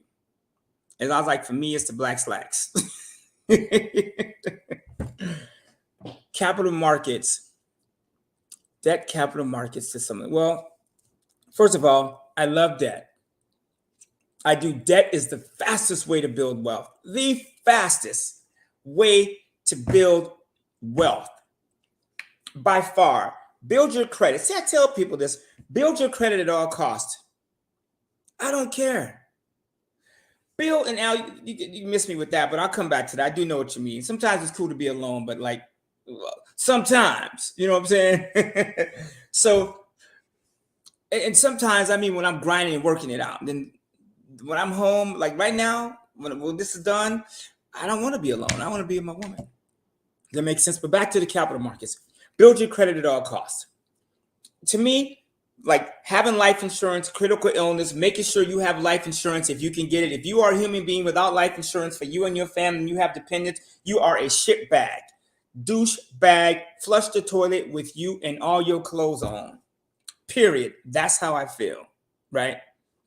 Moving forward from protection, build your credit. I say building your credit is more important than saving money by far. Because here's what you can do. With good credit, you can go out and borrow money. Seriously, you got my Navy Federal link. I gave it to you. I give it to a bunch of my people that pay me, send me money, whatever. We get down together. I send it to them. I don't pay for the link, but you know what I'm saying? We got to be doing something together. Navy Federal, you can call them over the phone right now and say, you can see a car in the parking lot and be like, oh, I got the VIN number from this Mercedes. It belonged to this dude. He drove away in it. You can call them, give them the VIN number, and they will loan you money against that dude's car without even seeing it.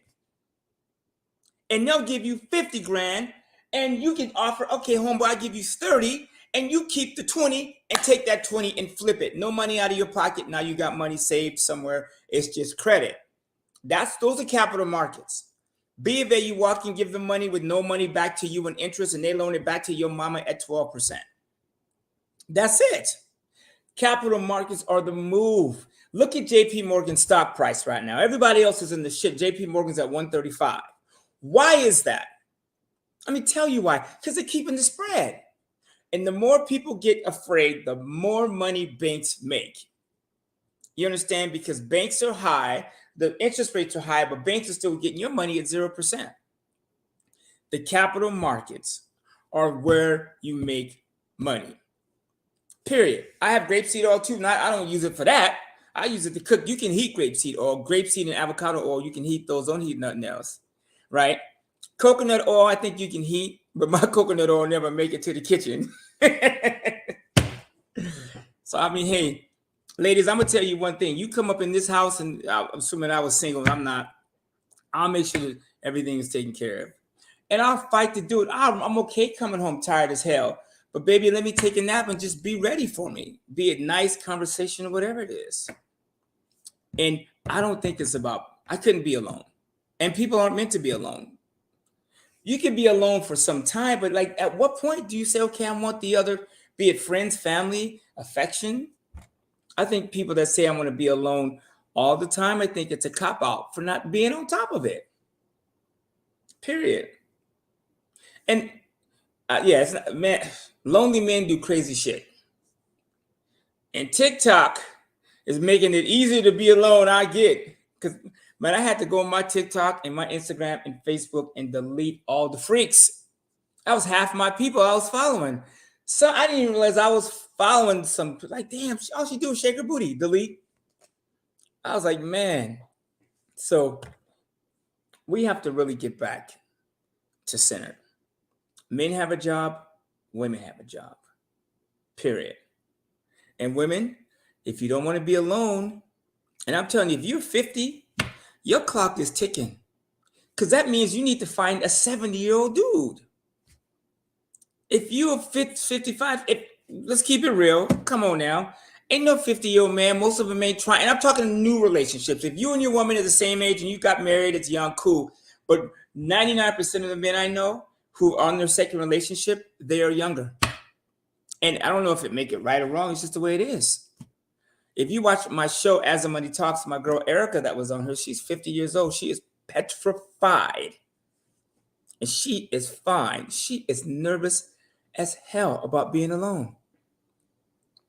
So, yeah, I mean, I'm alone right now. Cool. I spend time alone because you need to be alone to get your stuff together. So when you do interact, you're ready. I agree with that. All right. But like who wants to be alone all the time? I'm alone in the shower most of the time. Okay, I'm cool with that. You know what I'm saying? I don't even like being alone in the shower. That's why I have a giant one. I got to be, I get all that other stuff in the shower, but I got to be alone in the shower most of the time because I take like 25-minute showers. And so I ain't got time to be playing with you all the time in the shower, right? I got things I need to take care of. So, hey man, I wash your back, you wash mine. I think that was a rap song. I think somebody said that. But that's what I'm talking about right there. Even that laying down the rule that a man can't get in the shower. I said sometimes. I didn't say all. I said most of the time I want to be in there by myself. No, I get it. I get it. Thunder, you say, yeah. Thunder says there shouldn't be an older lady by herself. She can still serve a purpose and be of value and of importance. Well, I know you speaking from experience. You got Mildred and Gertrude, two ladies, older, seasoned. See, Thunder liked the women older and seasoned. He liked them in that moo gown, the chicken frying dress with their socks rolled down like donuts with the grease tin on the stove. Smoking Virginia Slims, and that's what he liked. So I get what you're saying. You like, okay, they're older women, they're alone, so I come in and I give them 4 minutes of fun because you're a little younger. So I mean, I get that, and if those women are cool with that, then great. But if the women say that she do not want to be in a relationship with you and another woman, respect that. And the other way around too. If a man is saying I don't want to be one of many, young lady, then don't make that man one of many. To me, it's that simple, right? I would think. All right, so let's see here. And our Arab Black, it says the negative non-family women want to silence all men. The negative non-women. Well, yeah, I mean, you know what though? There's some women who don't want families, just like there's men who don't want families. But I agree that we should at least try to get together and make families because Black people, we need to procreate, right? I can't help y'all with that. The factory is shut down, so I'm wishing y'all luck. William says mental condition is seriously to happen. I'm trying to understand your comments. And Quita Ward, how you doing? He says JP Morgan is into trafficking. Well, we know that at least they were into slave trading back in the day, right? And New Hope, Demetri, I should say, he said Walter speaking facts. And Notorious Hebrew says get a 70-year-old and $1 million life insurance policy. But the thing is this: there are some 70-year-old men that are, fit and shaped like 50-year-old men. I mean, at this point in the game, age is really a number. If the man is taking care of himself and like things like that, 70 it's really, it's just a number. Like I'm 51. So 70 is still a little bit too old for me. But if he was, in shape and he was working out and he was drinking his green juice and all that, he had about 3 minutes in him, I think I would entertain it. Maybe. Brother Reggie said, Walter, relax.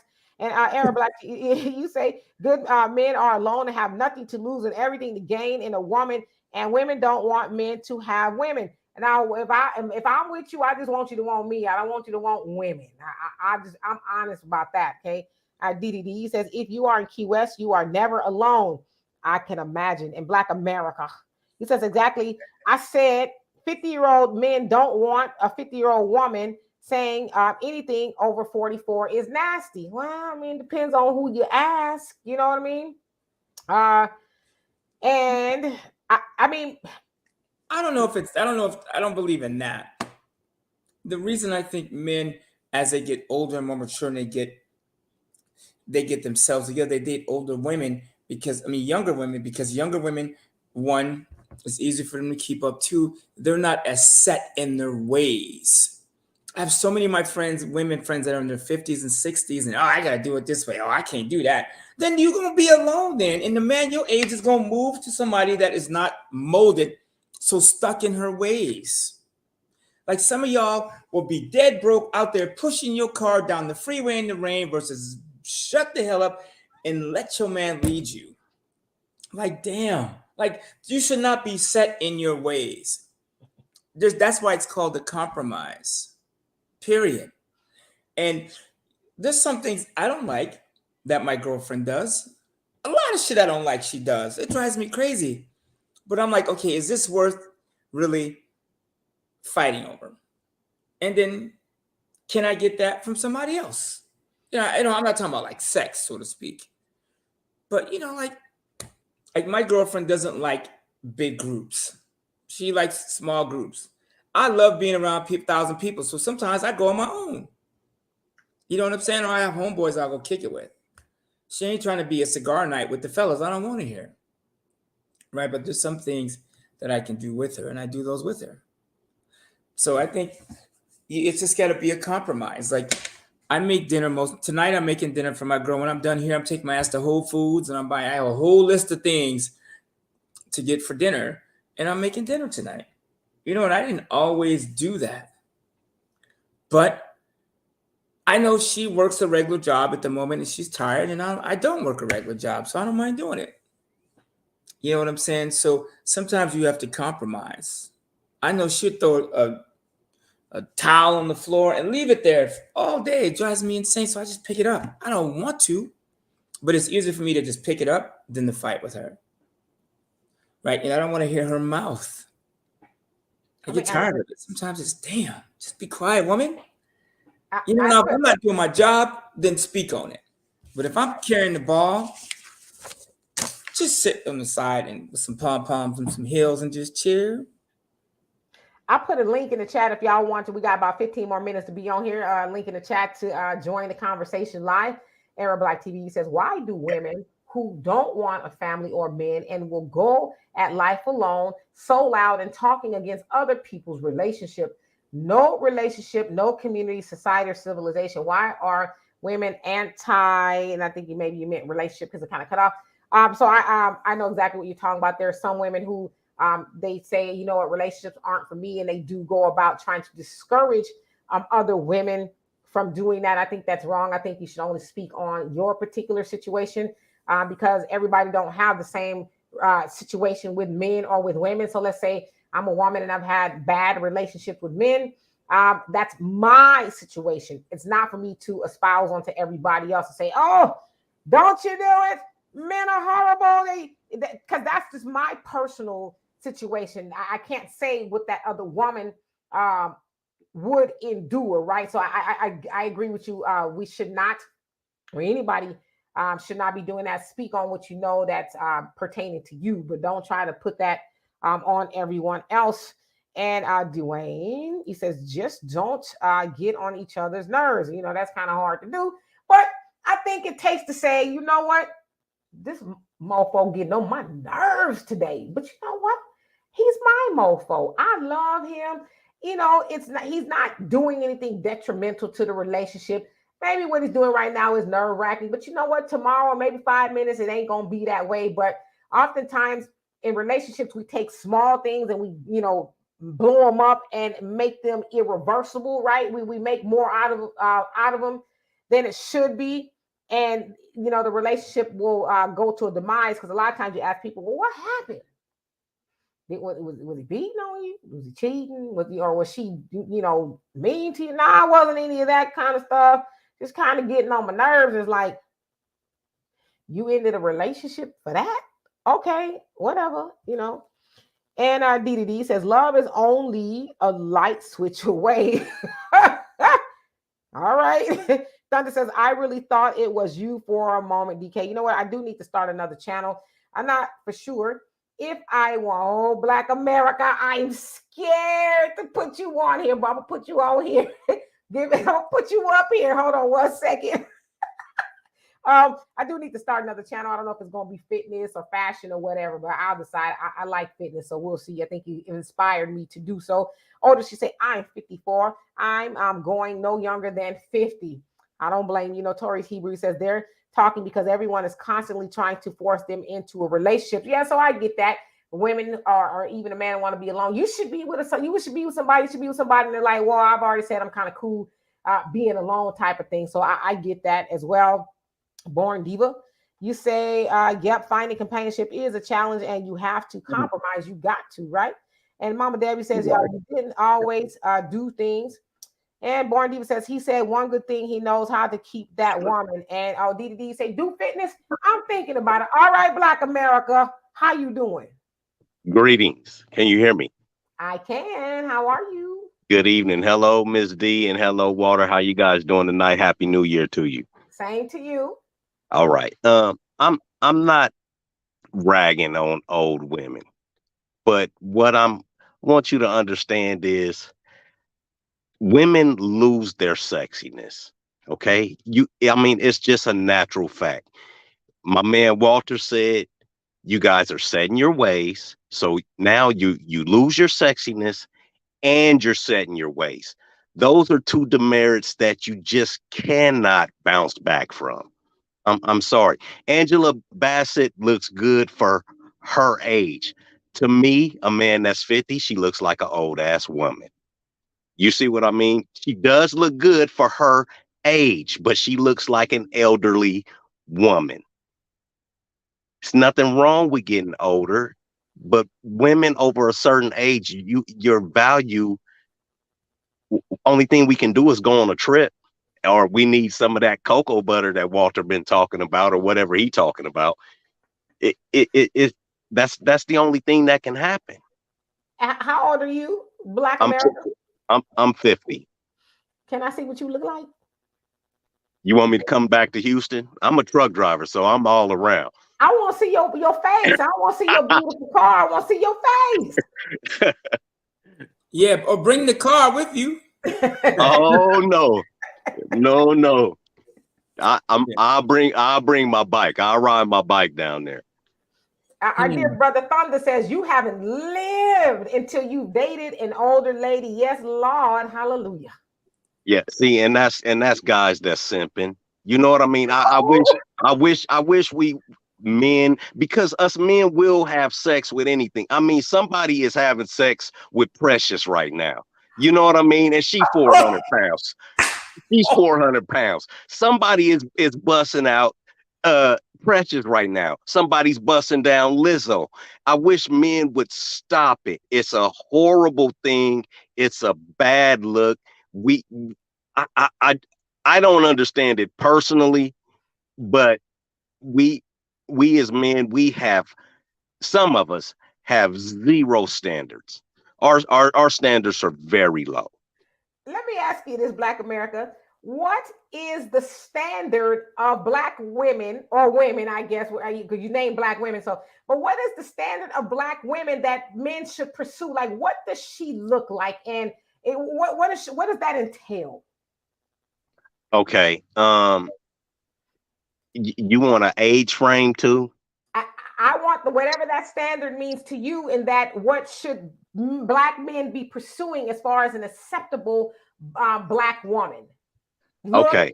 age, whatever. I like thick women, so anything between 100 and maybe 45 to 170 pounds, about 5'6". Women come in all shapes and sizes. It's different. You got Tara Banks, you got Tabria Majors. You have I only date Black women. I'm not one of the percentage of guys like, that has stepped out. I've never touched or even held a hand of a white woman or any other kind of woman before. So my focus is Black. Okay. So with that being said, as long as she is a decent looking woman, that is the first thing. I don't care so much about some of the things you may have that we call shortcomings. I'm not so, if you have a stinky attitude, yes, I will bust you down and then you can make your exit. But other than that, any kind of other shortcomings, we're guys, we deal with a lot of bull crap. We work 15, 16-hour days. Like Walter said, I work 15, 16-hour days. I just want some throat and I want to go to sleep and, wake up and maybe cook you breakfast, or, you tell me to take an extra day off so we can go for a ride or something like that. I don't want all of the yickety yak and the extra talking. Walter, why are you laughing at me, bro? The funny part is, and this is probably, we probably need a whole separate podcast for this, because believe it or not, a lot of stuff you're saying, a lot of men feel that way, but they have to say it in secret, or they have to roll with Andrew Tate. I mean, and everybody has their opinion. Right. Yeah, and I dig it. And that's why It's so easy. That see, Demetra, that's why they call you masculine. You say because you challenge. What does challenge mean? Challenge means to fight to men.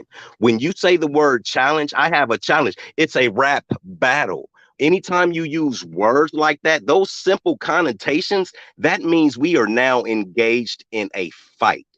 So if you challenge my words, then now you are fighting me. And no, it's not okay to fight me. I'm 224 pounds. I played football.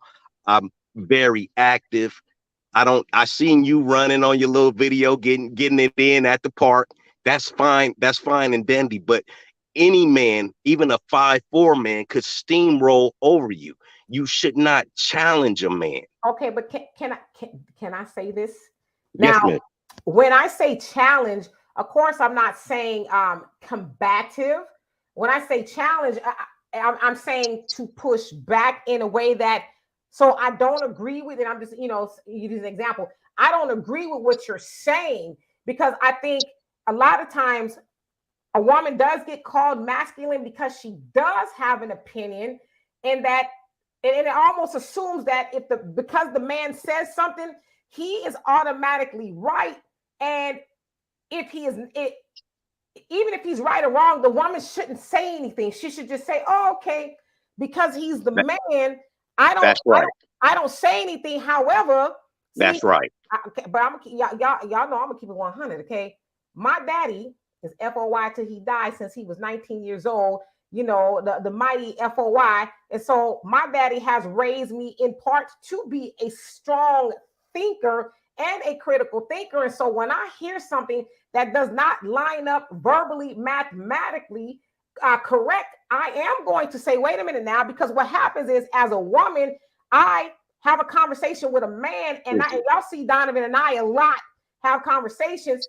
If I'm having a conversation with a man and I know what he is saying is not correct, what do I look like sitting up here nodding my head in agreement when I know it's wrong? So to some men, that's, oh, she's being masculine. But I would think, and I'm just asking you men out there, because I have asked men, and I brought my father up because my mom was highly intelligent, had a full ride scholarship to Clark, Atlanta, and was a nurse, but she gave all that up temporarily to raise us. However, my father would tell you he was not going to be with no dumb woman who did not have something to say. And so I think oftentimes that gets confused with, oh, you disagreeing with me, that way you're masculine. You should just accept everything I say as gospel because I'm a man. But I'm asking you men, why would you want to be with a woman that just nods her head with everything you do?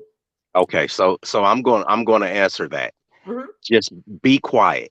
Then if something goes wrong, you can pull his coattail, pull him to the side, take him by the hand. Hey, maybe we should do it this way. Women are valued counsel, but you cannot step out in front in any circumstance, especially when it's other people around. Walter mentioned something about the guy's night out and the girl is calling and stuff like that. Oh, yeah. Save that until when he gets home and you guys are in the privacy of your own home. You don't have, if me and you are in the car together and you may think I'm going somewhere wrong, you don't know if it's a detour. You don't know what kind of trip planning I have. If I come to Houston and we get on the 17 and we're headed up towards Dallas or whatever, and you think, well, this ain't the way to go, I may know something that you don't know. Just because you've done it before, don't say anything until you see the final outcome. Once you see the final outcome, then you can say, hey, it's all in the approach, and your approach is very aggressive. My approach is very aggressive. Your approach is very aggressive. So let me ask you this: as running a talk show, how should my approach be?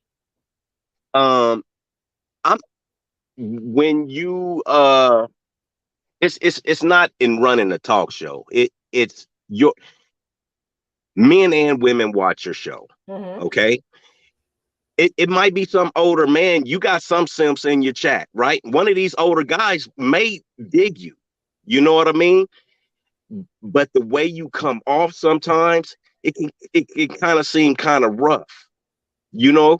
So I'm saying just tone it back, because if now not with Walter, but with my other dude, the jet setter. Oh, you talking That, about Donovan? yeah, with Donovan, with the jet setter, you know, you be on his neck like a LA cop. Can I say something though? Yes. Let me just say this. Thank you, Facts Not Feelings. And Facts Not Feelings, he ain't one to really just be agreeing with anything. And some people may say I'm aggressive, but let me say this in regards to Donovan. And Donovan was in the chat. I don't know if he is anymore. He's welcome to come on here to defend himself. I'm gonna keep it 100 because that's what I do. Donovan be saying a lot of nonsense sometimes, and therefore I'm one of those people. I do a lot of reading and research, so I'm not gonna say stuff that's just I pulled out of thin air just because I heard somebody, not necessarily saying Donovan is doing that. So I'm one of those people, and this is why I'm gonna use the word challenge. I am gonna challenge your thought process, and I want to know, where did you get that from? Because if you tell me women, and let's say, aren't as good as men, or all these things that are unfounded, I want to know where you got that from. Because in that same vein, why? Because I'm telling you why. If I know that not to be the truth, what do I look like sitting up there and letting that lie roll? So what you're going is on what you think is your truth, and I'm sorry because I know I've ran way over time. No, that's fine, because I put the link in here. I ain't seen nobody else come on. It's not my truth. See, that's the thing. I do believe in personal truth, and I believe in the truth. And anybody follow philosophy, how do you know, right? How do you know that's the truth? But there are measures that you can prove things, and there's definitely things like Google, right? So what I'm saying so is, you believe that two things can be true at it, looking at it from different perspectives, right? Different perspectives, but we're not going to commingle our truth with facts. There are some things that are just facts. And if you were saying something, not just you, but I'm saying in general, if you're saying something that is like really just wild and out there, I think I have the right to say, well, where did you get that from? Or if I know what you're saying is not true, that's just like, for example, we always hear about the single, and this is kind of a point of contention with Donovan and I, single black women, and it's a single black woman, it's fault of the black community, blah, blah, blah, this, that, and the other. And it's like, I always say you can't have a single black woman without an absentee black man, right? That's not blaming black men. Yeah, which is wrong. What's wrong? I mean, that statement, but go ahead. Oh, how's it wrong? It's because most times, and this is why I say you're like me. You're a little bit outdated. We're both outdated. We're dinosaurs. We're cell phones from 2 years ago. So with that being said, a lot of our women push men away. So yes, you don't, and that's what I'm saying. You don't look at it from both sides of that coin. You only look at it as, well, where the daddy at? Why he ain't there? Maybe because the woman pushed him away. Maybe because she put him on child support. Maybe she put a restraining order on him because he got a new girlfriend. Maybe he got a new girlfriend, so now he can't see his kids. See, this is where I am going to challenge you. You can call me feminine if you want to. I always say this. Anybody been following me for a long time? Ain't no woman in there, from here, there, anywhere, heaven or hell, going to keep a man away from his child. I always say, put the white man on her like she put the white man on you. And so, like Donovan, I am telling you, if you as a man is saying a woman is making you not be present in the life of your child, then you as a black man who was saying men are all powerful, you actually made that man weak to say that he has bowed down to the silliness of a woman that he took part in making that child with. Which goes back to my analogy of that single black woman, mother, could not be that without that absentee man, regardless of why he is not there. How long is a man supposed to fight? Until he gets what he wants. Listen, for me.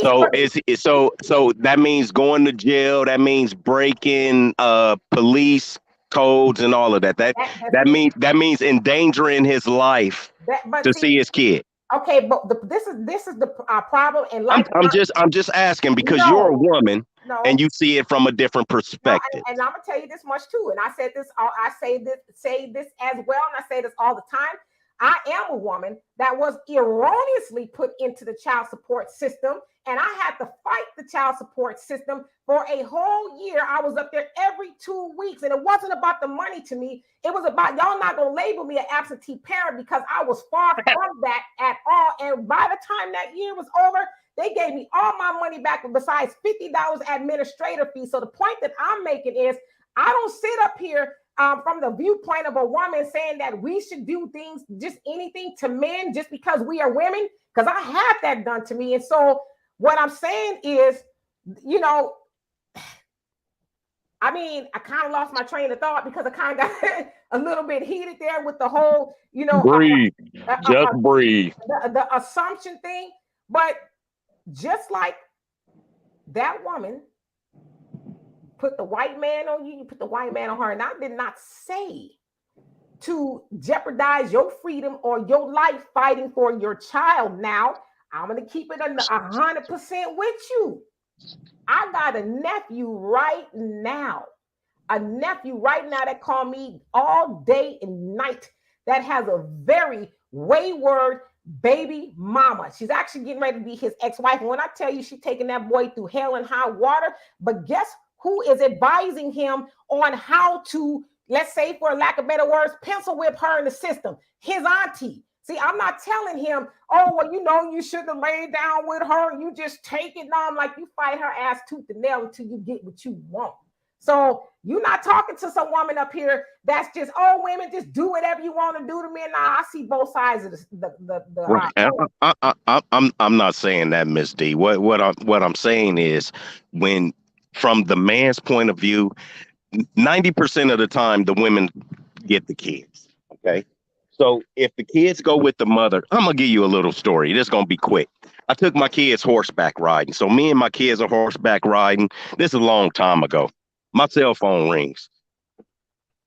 It's the police. Hey, this is the police. Where are you at with your kids? Hey, I'm up in the mountains. We horseback ride.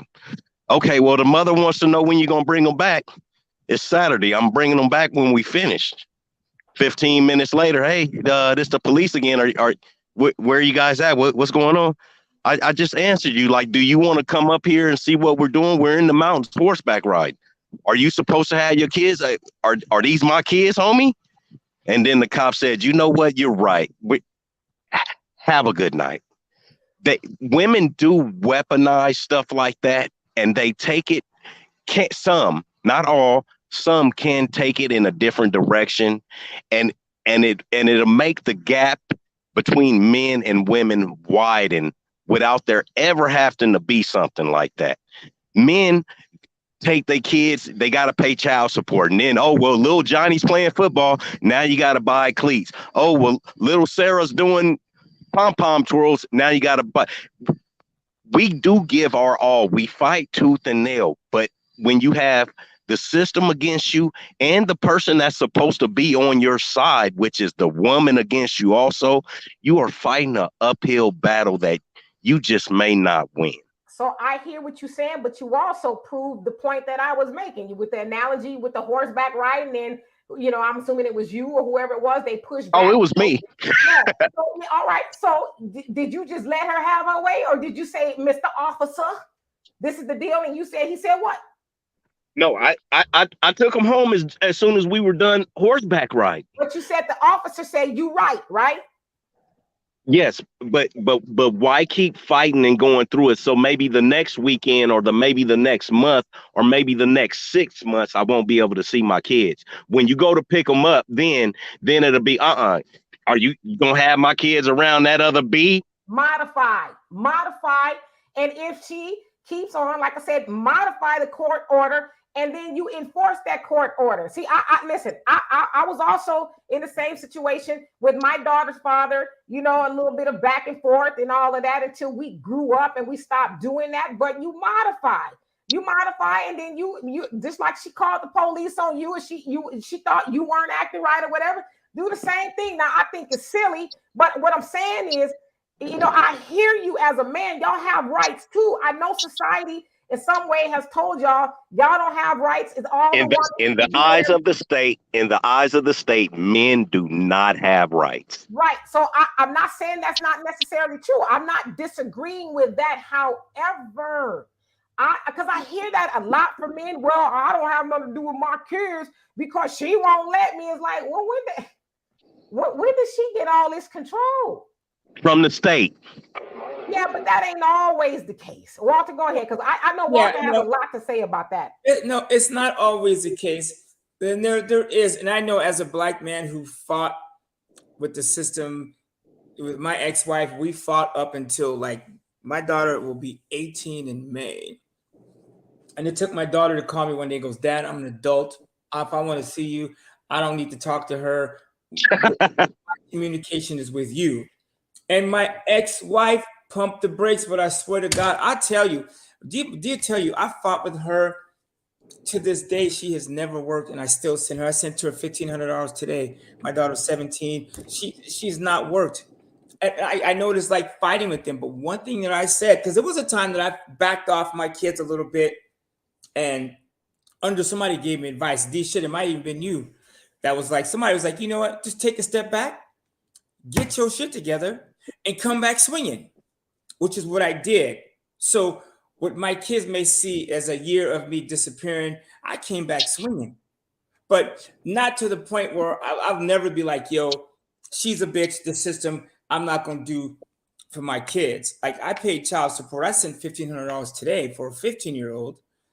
And last week I sent her $240. I'm like, well, she got my credit card to buy some Mbappe shoes. And I was like, what the?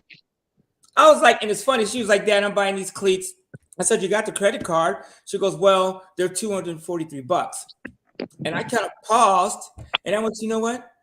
I'm paying child support. All the shit went through my mind, but I said, you know what? I'm going to go ahead and let her do her thing because my relationship is with my daughter. And sooner or later, my ex-wife will be out of the conversation. So I'm going to communicate with my daughter. So I'm paying her my child support, but I'm still saying I just bought my daughter a car. I bought my daughter 3 or 4 cars in the last 12 months until she figured out which one she wanted. To my financial demise a little bit. I sell those 2 of those. Anyways, long story short, I just figured I would just deal with my kids because she's going to be out of the picture. And so I just believe it's our job to take care of our kids no matter what the mom is doing. You know, because at the end of the day, they didn't ask to be in this situation. And I do sometimes hear brothers say, well, she's acting a fool. I ain't going to really deal with the child support. And I just kind of feel like if they're your kids, it's our job to take care of them no matter what the mama is doing. And I can tell you, I've sent my ex-wife money and she will go Christmas shopping to the sky. And I ain't bought shit for nobody. And I told my others, one of my sons, I was like, it's funny. Because I spent the night with my ex-wife and the kids, long story, no sex, none of that. We just all agreed to that night, which was odd for me because I had to grow up and say, okay, I'm going to come spend the night with you guys and hang out. And, you know, it's a bunch of us. And I said to my son, your mom ain't got no job. I see all these presents. Y'all don't need to be thanking her because I didn't get anybody nothing. I didn't buy a damn thing. I came with my white elephant gift, which my daughter picked out for me. And I just gave her a credit card too. I'm like, F Christmas, I ain't doing it. But I said to my son, she ain't got no job. All those presents, those are mine. So to sit here and say, I didn't really get y'all nothing, that's some bullshit. I got everything in this house. I got. That's right. She ain't got no job. So I went there knowing that. So I know, okay, I'm taking care of business. But I don't want to let her get in between me and them. Because I did that in the past. I backed up. I was like, I'm going to take a break. And I'm going to go get my shit together. And I'm going to come back strong. Right? And so me and my kids have a phenomenal relationship. It's not perfect. They still got some delusion. You know, kids are a funny thing. But like to let the woman have that power. And I know as a Black man going into the court and asking the court for something is madness. And it seems impossible. You almost have to have a picture of her smoking crack butt naked with weed in the other hand to even get a say in court. And my sister tell you that was exactly the situation with my first baby mama. It took me forever to get custody of them. And she was damn near partying with Rick James. You know what I'm saying? So I do understand what it's like to be a Black man in the court. but that still didn't stop me from fighting tooth and nail to get those kids, raise them. And it sucks because they still feel sorry for their mama. That's right. But I took my ass to the child support office, and every 2 weeks I get a check. My kids are in their 30s. I still get a check every 2 weeks. And I will collect that money. You best believe that shit pay my utilities. And the kids is like, oh, you gonna do mama like that? No, she did y'all like that. So she did herself like that. That's right. Taking that money. So you got to deal with the kids separately, because you got 18 years with the mama, and then you got 50, 60 years with the kids. And that's how I look at it. You understand what I'm saying? You got to cut the mama out if she's acting a fool. Like my son Chris is going through it. I mean, and she is a black woman taking a black man through the shit on her own. White man, Asians, whatever, got nothing. It is 100% her. And I told her, I said, you are giving black women a bad name, because even though it's not all black women, you are the one they see doing this to this dude. He got 50% custody of the kid. He's a great father. And you doing everything in your power to take the kid away and discredit this man. He fighting your ass on Christmas Eve. You blowing up the phone talking about she got to be here at 7. But he got to wake your ass up to bring her in. Like, so sometimes we just got to deal with the kids directly and know that the time with the other person is going to be short.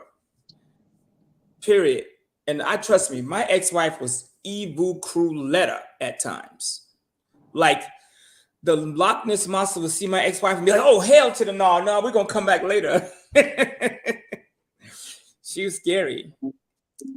But you know what? It wasn't, my kids didn't ask to be in this world. And at the end of the day, I'm the man, and I'm the one that's going to be the rock for them, because that's my job. I believe that. All right, guys. Well, I have to go. You guys have a beautiful evening. I'll talk to you guys next time, okay? Yeah, thanks for coming, man. We appreciate it. Let's do it again soon. Bye-bye. Hey, I wasn't as bad as you thought I was going to be, was I? I almost bit off my nails.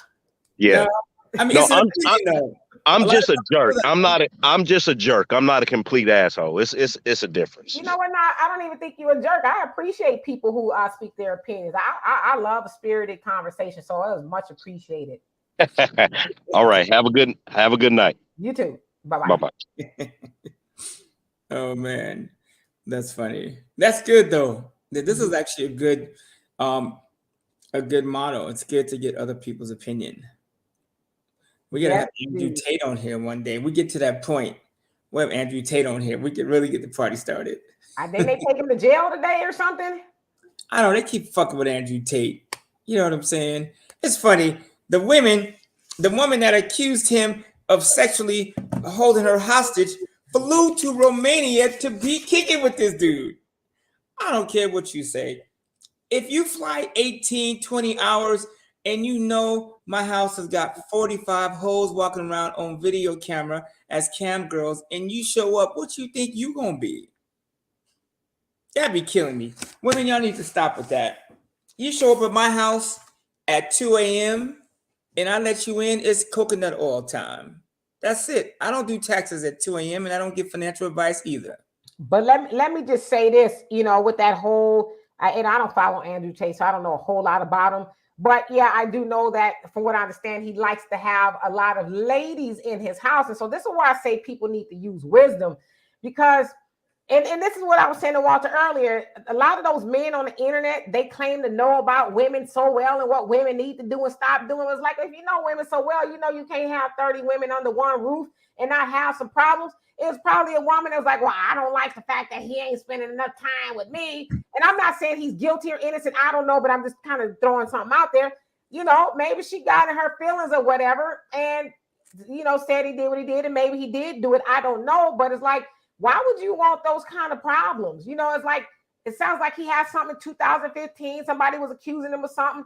Then it was last week, him and his brother got arrested for the same thing. Now it sounds like today it's the same thing. So it's like, at what point in time do you learn that, okay, maybe telling these men to have as many, women busting the seams of the house up in the house is probably not a good idea. As they say in the nation, settle down to a good choice.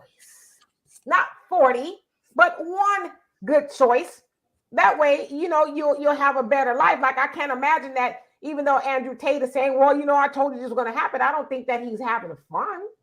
I don't think that's something that he wants to do, is keep going to jail, having stuff repossessed and having the feds running all up and through his house. I don't think that's fun to him. So to me, it seems like he should just maybe settle down with a good woman and, go do life. I don't know. Or settle down with 2 or 3. That's cool. I mean, like you said, you can afford 2 or 3 of them. And it's funny, women complain about this, but so many women are in the same position. I know so many women that are side chicks and they know it. And they act like they don't like it, but they keep going back to it. Sometimes, no. It's hot water, not the microwave. You don't want to do that. I did that once in the microwave and it ruins it. That's when you get Ike Turner burn. You can't.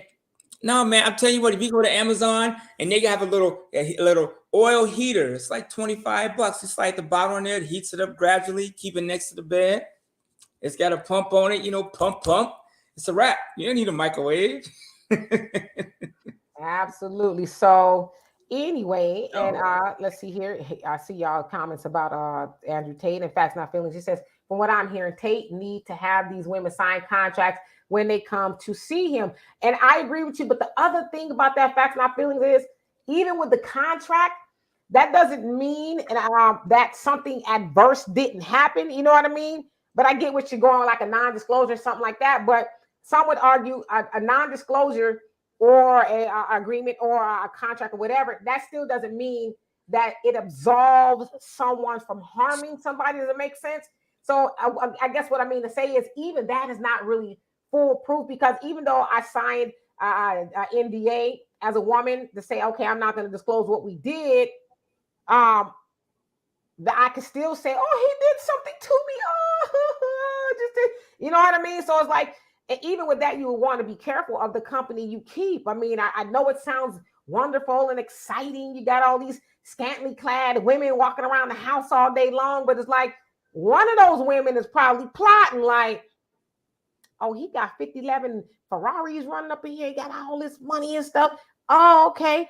I would say he did something to me. And y'all know we live in a society where they do say, believe all women, even if she's lying through her teeth.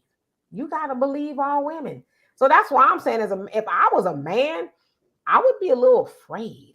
I would be. I would really move with extra caution, especially around women that aren't mine. Like, that's why it's important to settle down to a good choice, marry one woman or whatever the case is, and you're probably not going to have the problems you're going to have with a string of women, right? Like a whole stable of women, there's going to be some problems. So when I hear men say, oh, I'm so smart, I got all this advice for women and the women, what about the advice for you? Because you need to take some advice, because you keep getting caught up. And eventually the man is going to, go down for something. And if I was him and I'm like, okay, they keep gaffling me up in the system, it's only a matter of time before any of this stuff sticks. Like, I don't want to end up being in jail for something I really didn't do. I'm not saying he did or he didn't. I don't know. But let's say he didn't, you're going to end up in jail, because what point are you trying to prove? You're trying to prove a point to a man you don't know, that you the Don Bishop, the Mac. Like, what are you trying to prove here? Because I tell you what, Andrew Tate is a good-looking man, but if I think he's a good-looking man, there's some people behind bars that's going to think that too.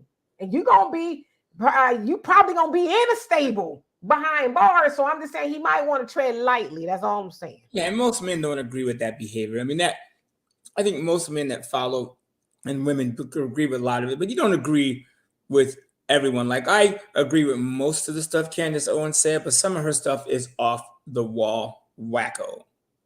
So the whole thing with Tate, I'll just, bringing up the point is, sometimes, and I know I've dealt with this myself, and I'm gonna make 2 comments.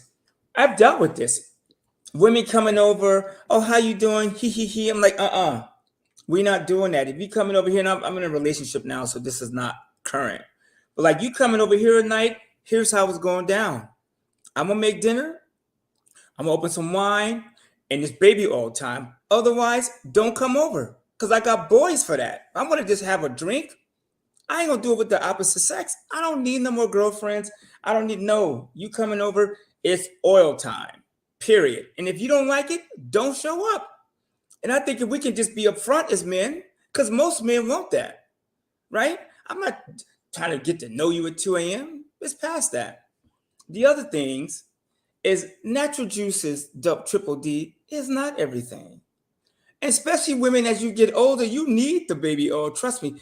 And plus, baby oil, it's kind of like rubbing soap on somebody in the shower. A little lubrication makes things hot. If you don't believe it, just try it. That's a lot of y'all problems out there. Y'all out there dry heaving and bumping and grinding on sandpaper. Man, so I'm telling you, oil will fix a lot of y'all 2-minute men. Sometimes y'all slow down, man.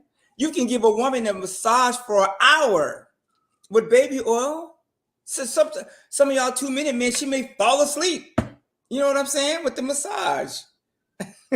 I'm just saying, we have to think outside the box. That's all. I know when I go to massage, probably put baby oil on my back. I'm like, okay, if she's just rubbing her cold, dry hands on my back, we have a problem. You know what I'm saying? Even when you go to I'm talking about a real massage parlor, not the freaky ones. So that's what I'm saying. Sometimes we just need to be real. Don't shit on good advice. Just try it. You know what I'm saying? You and your man try the baby oil or coconut oil, whatever it is. Just try it. If it don't work, on that note, we're going to go back to the talking about baby oil. It's cheaper than divorce. Shit. I probably agree with you on that one. But anyway, y'all, it has been a pleasure. We will do the drop the link so you all can come on and speak your mind more often. I actually like that format. And don't be shy. I think I'll try it on Sunday as well. Now, just know that when we do the links and people come up and speak, I'm not able to get to all the comments, but I will make sure that I get to at least 1 or 20 of your comments throughout the whole show. So anyway, love and appreciate y'all so much for being here on this Wednesday. Thank you so much for Walter, for everything that you do, all your advice, channel members, everybody who's liked the video, subscribed, and we also have other ways to donate to the channel. Every little bit helps. We will see y'all on Sunday live with Donovan. I'm sure he got a lot of stuff to say. I want to try it with Donovan. I want to see how this drop the link works with Donovan. We're going to see. So anyway, y'all do have a great rest of your evening, and we will see y'all later. Peace.